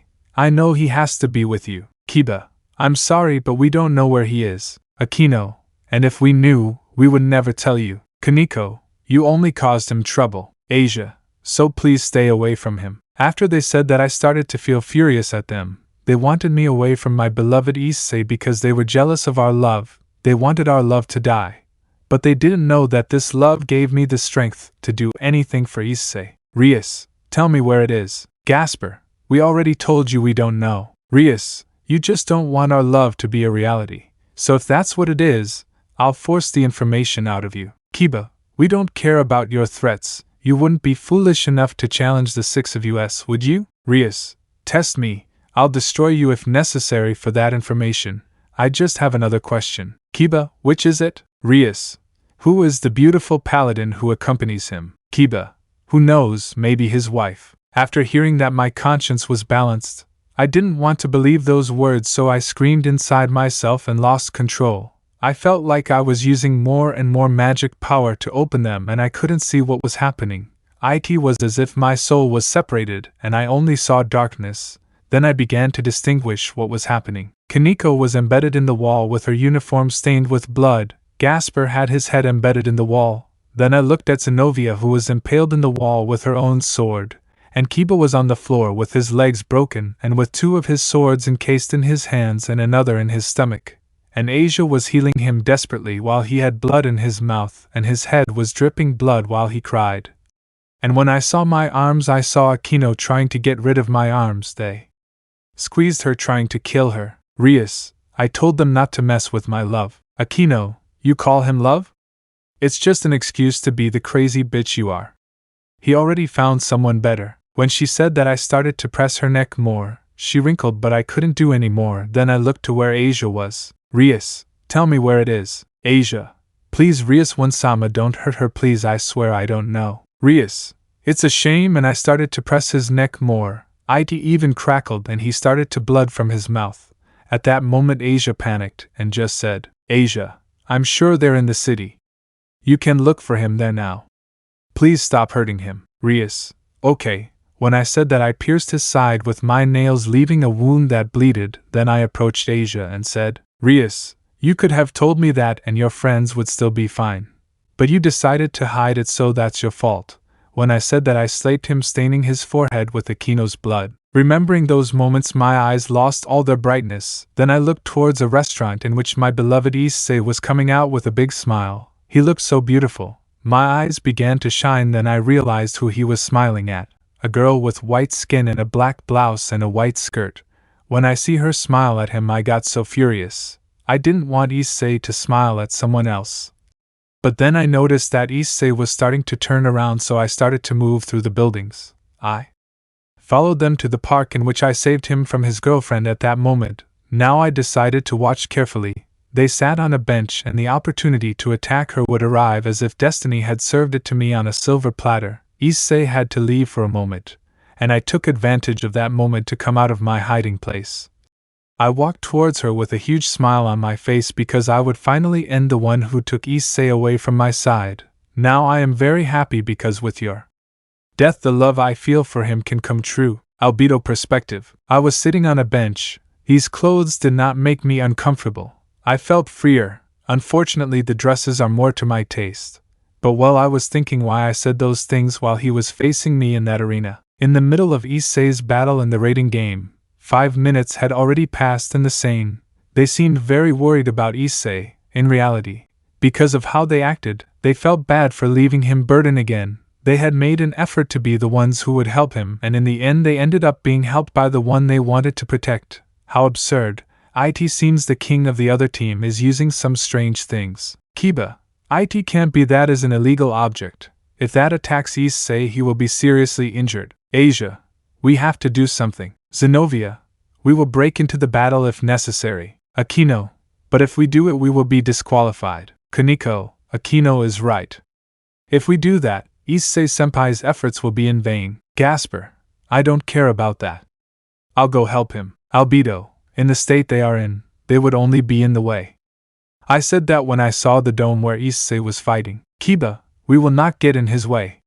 We will show him that we can be by his side. Albido, there is a huge gap in their skills at the moment, you couldn't even dream of keeping up. Akeno, we know it but we still won't let them hurt him. Albido, they will not harm him in any way, he strived hard to get results in Nazarick. This is nothing more than a game for him. Asia, how are you so sure of that? Albido, because I trust that he will win. I have been with him for a long time, he never gave up in the worst scenarios and since he has been the heir, he has stood out for wanting to achieve greatness. Kaneko, you're right, he will win. Albido, of course, he is Hyodo Issei the Dragon Slayer, the only person who has been able to earn the respect of Ainz-sama, and the one who will one day inherit Nazarick. And he says all the time, I am Issei, the one who will reach greatness even without having talent. After that everyone smiled at me, seemed to like me, even though I don't care, but then they all came closer and bowed their heads and the blonde boy spoke. Kiba, thank you very much for healing us. This team will be in your debt. Asia, please Albedo One-sama take good care of Issei-san. Akeno, we know that he can be very perverted and not very smart but take care of him. Kaneko, she has a big heart so please take good care of it. When they said that I turned a little red but when I was about to answer them a huge power interrupted everything. I hope I can answer it later. I kept wondering until then I noticed it. A girl with crimson hair and a uniform similar to Issei's style was broken, her hands had blood and her eyes gave off a killing aura. Out of nowhere she started talking to me. Rias, hello, nice to you, my name is Rias Gremory. I recently saw you with my husband, so I came to ask you to die or else I'll kill you. She said it with a smile and a tone so normal that it could terrify anyone. Albido, I think the pleasure is yours, little one, and if I'm currently on a mission with him, so I can't do what you asked me to do, because I care very little about what you have to say. Rias, that essence is a succubus, right? You blackmailed Issei with your boar's body and then you put a spell on him so he would stay with you, right? It's a shame that our love is so strong that nothing can separate us. After that she started to laugh. She was crazy, but well, I'll take advantage of that. Albido, exactly, he's my toy, although if you are what you say you are, it's very sad because he never talked about you. I'm sure he prefers me more than you. At that moment, she stopped laughing. She said, Rias, what can a boor like you know about love? Surely she only wants your body, you damn succubus. Albido, exactly, he wants my body more than your sad virgin's body. If he loved you so much, why did you never have anything? Doesn't that mean he never loved you? At that moment she lost the shine in her eyes and thrown a punch towards my face. I could easily avoid it but I decided let it hit me but the impact broke her fingers. Then she began to recover the color of her eyes and looked at me with hate, and started to attack me with magic. She thrown a great magic at me. I just activated a barrier so that no one would know that we were fighting. She continued attacking me with magic but it didn't matter. Her magic was a level 3 of Nazarick. Albido, come on, is that all the power your love can give you? Attack me this time, I won't move. She did not even respond, she just launched her attack and it just started to rupture my clothes but it didn't hurt me at all. She didn't understand it. It's obvious no one understands when a god is in front of them until they taste true despair. She attacked with magic, and it seemed that her element was fire. Then I decided to attack with a level 3 spell. Black Ash, an attack with blaze flames that expands in radius generating constant damage.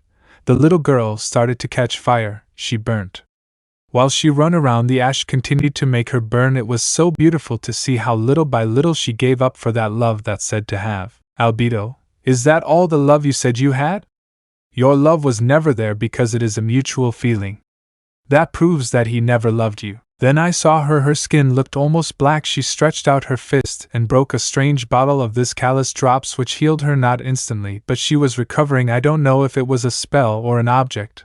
That meant that I could still get to play with her a little more, but then my barrier broken and I knew who had done it. Issei was back. Issei's perspective. I was coming back from buying ice cream, but then I noticed an albedo barrier was put up, so what I did, leave the ice cream on a bench and freeze it to make a refrigerator style to keep the ice cream cold. I approached the barrier, activated my left arm as usual, and just got closer. I placed my palm, and when I found the right place, everything broke like glass. Then I started walking, and what I saw left me speechless. Albedo's clothes were torn, more of her skin could be seen, but since she doesn't care about that, she wouldn't be bothered if she had stayed naked. Something I'll take into account if Ainz doesn't kill me for dressing her like that in the first place. And Rias was on her knees. That girl who got me into trouble, but in the end, thanks to that, I got a real family. I have so many things to thank her for sending me to hell back then, so I'll let whatever happens happen this time. Issei, what's happening here? Albedo, this girl wanted to fight and I taught her that you don't play with Algan of Nazarick. Rias, Issei, she attacked me. She's saying they're a couple, tell me it's not true. Issei, I don't know what you intend, but I have nothing to say to you, goodbye. Rias, but you're my boyfriend, you were supposed to come back for me, right? Issei, I'm not your boyfriend and I couldn't care less who he is. Just get out of my life. I have nothing to do with you anymore. Rias, but you love me, that bitch surely brainwashed you, you just want to be by my side, my love. Issei, enough of this shit, you took me away from you and I'm grateful for that. Because that's what I was able to meet incredible people.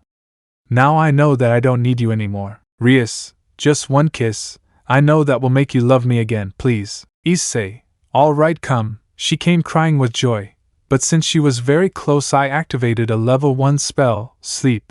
I snapped my fingers and she fell frontwards. She could have fallen into my arms, but I moved and she fell face down on the floor. I couldn't care less about their well-being. Issei, hey, I know you're here, Nzarick. Why don't you come for your sister at once? He came out of a tree with the same smile as always. The closer he got to me, I could notice how his face got more and more serious. Nzarick, Issei, I am very sorry for the problems my sister caused you. I know that is not enough, but really I will see a way to work everything out. I promise you, trust me, even though I know that you may not want to hear from anyone again. But, Issei, you talk a lot. I'm not angry or resentful with the Gremory, it's just that I thought this girl really loved me. I'm not someone who carries spell, so please just never get closer to me again. After saying that, I grabbed Rias by one of her arms and throw her at Lucifer. I don't want her to get hurt anymore with this. Nzarick, you are still the same. Despite the enormous magic power you possess, you still have a big heart. Now I will go. Goodbye, brother. And so Lucifer took Rias in his arms. He teleported. I wasn't upset or sad. I felt freed in every sense. I finally felt that my heart had been freed from all the shackles it had. Now I feel so happy to feel again how my heart fills me with warmth. Issei, Albedo will take those ice cream and get out of here. Albedo, so this is ice cream. Albedo licked it, and then started licking it desperately. Seemed to have loved it. I felt so happy that I gave him my ice cream and we went back through the dimensional rift. I would have liked to have seen my friends again before leaving, but well, now it's time to go back to Nazarick. We arrived at Nazarick, where Ainz was waiting for us, sitting on a throne in the underneath of Nazarick where Pandora lives. Ainz Albedo. Ainz Sama, we completed the mission without delay. Albedo, leader of the Guardians, will report the mission shortly.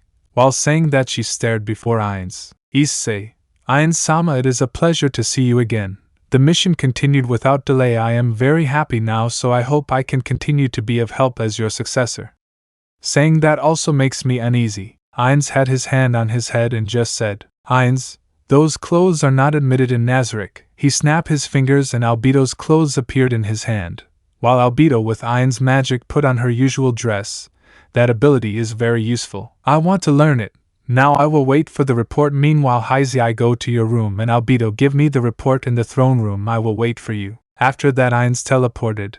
I went to my room, not before thanking Pandora and apologizing for having thrown her clothes in the void, although when I explained the entry I made, she forgave me instantly. Apparently she was a fan of great entries. I got to my room and without realizing I went to bed, although my face had a very floral scent, but well, I didn't care and I fell asleep. Special number 1, Albedo style mission. This special is from Albedo and Issei's perspective. Albedo's perspective. I arrived at the throne room. After reporting, I wrote a report, in which I detailed the most important points of the mission. This has been the strangest mission I've had, but well, work is work. I arrived at the throne room where only Ainz-sama was. It seemed the other guardians were busy on their floors, so I did not take importance to it. I just approached and involved before Ainz-sama. Ains, leader of the guardians, give me your report on what happened in this mission. Albido, it's fine Ainz-sama. Under Issei's captainship many events happened in this mission. When we arrived we ended up in a peace ritual in the middle of a thing called manga calm. Then we braked into a house for a while, then the captain left me alone for a while, to reach a room in a school, where he had indecent acts with some girls from there. Then he made an entry to throw our attempt to be incognito into the trash, just because I wanted to stand out, and then we got arrest attempt, to end up buying illegal clothes for Nazarick and having a fight with a strange girl with crimson hair. When Captain Issei left me alone again, and that's my report. I could only see how Ains touched his forehead trying to calm down. I could see how a black aura began to emanate from his body, and he just said, Ains, bring that idiot of my successor to my presence as soon as possible, and if he doesn't want to come you can use force, but bring him here. After that I teleported to Issei's room. He still had the clothes he had when we came back. He looked so defenseless, and when I saw him sleep peacefully, I felt a feeling that little by little began to cloud my mind. It's not good to make Ainz-sama wait, but 5 minutes won't be a problem. After saying that, I started to take off his pants. Issei's perspective. I felt the beautiful night breeze. I could have a beautiful dream after a long time. I freed myself from all the shackles of my heart. I couldn't be happier. I start to feel cold in my private parts, and I felt that it was all wet, but that's when I reacted lying on the floor. It seems I fell out of bed, and when I see who is standing in my room I felt terrified. Issei, Albedo, what are you doing here? If you're here it's bad news. Albedo, you dare say that every time we see each other it's because of bad news. Also please, if you're going to have night games, cover yourself properly, he told me, looking away, and I didn't understand until I realized that I wasn't wearing pants, just my boxer, and it was at the level of my knees. I was trying to think about what happened because when I slept I had all my clothes on. Issei, it's not what it seems. Besides, what's the current situation? I said it by lifting up my boxers and putting on my pants, desperately trying to change the subject. Albedo, Ainz-sama requested your presence after giving him my report. Issei, really? And can I ask exactly what you told him? Albedo, I just explained everything to him how it happened. Issei, I guess something you said was taken out of context, and I'm in trouble. I'll have to go fix it. After putting on the clothes I bought just today in my city, I decided to go out towards the throne room. When we entered, Ains made sure to cast spells so no one could hear us or interrupt. Then, he hit me on the head with his staff and said, Ains, what things were you doing, damn you? Were you going to have an easy life with the powers I gave you, or did you just want it to come back as a hero? You better have something to defend yourself with, or else you'll die here. Issei, of course I have what to defend myself with. Also show me Albedo's report first. I read it, and after reading it I understood his anger. He believed that I abused the powers he gave me for no reason. After having explained to him about my parents, my friends, and the game rating, he looked calmer. It seemed he understood that I did it not for my own good, but for the good of others, something that a true king would be willing to do to protect his own from any evil, and the main reason why I was his heir. Ainz, that explains almost everything. I only have 2 more questions. The first, why did you waste time on a manga com, and second, why did Albedo look so hex? Why? You wanted to take advantage of my daughter, damn virgin. Issei, in the manga com I was lucky enough to meet my eternal rival Vala the White Dragon. I had some issues with him, and then I had to leave there with Albedo. And then about the clothes, a store assistant told me crying that because of Albedo's measurements it was the only clothes they had, so we had no other option but to leave her with those clothes. Ains, but they could have used invisibility magic, and that's it. Issei. At that moment I knew true terror. Ainz-sama, sorry, I forgot that we could use that magic. I failed as captain. I expect my punishment. Ains, just go away, and if you want to desecrate my daughter again you better be ready to die for eternity. Because the 41 left me in charge of their children and I will protect them with all my power, so I would recommend you be careful. Issei, understood, I will retire. At that moment, I could only run away as fast as I could in the world in case he decided to change his mind. Note 1. The story that Ainz tells Issei about Touch Me is the same as the anime, only Ainz, in order not to look too noob, said it was a complete army, but the message of the story is the same. Note 2, there will be an intermission special. Wait for it because it will reveal a lot of the story we have planned. Note 3, if you want to know what happened with Rias mini-novel this time, as it was in the chapter, there will not be, but in the next special it will be specified what happened. Note 4, this series is based on the final chapter of the Hero season, taking as a base the love that was formed by breaking it to create a world in which Issei will become a true heir to King of all. Note 5, Issei's friends from the Sword Dragon team are seriously injured both physically and psychologically, but the most serious so far is Asia. Note 6, in this chapter, Issei freed himself from his chains and who knows, maybe he's already starting to feel that he can love someone again, but this time forever. Note 7, in Nzarick I only spent 1 day. That's why Ainz waited for them without a problem since he usually does nothing at night. Let me know in the comments below if you guys want the next part. Also check out my other video that has been shown and left. Thank you for watching. If you enjoyed this video please like and share this video. And have a fantastic day. Bye.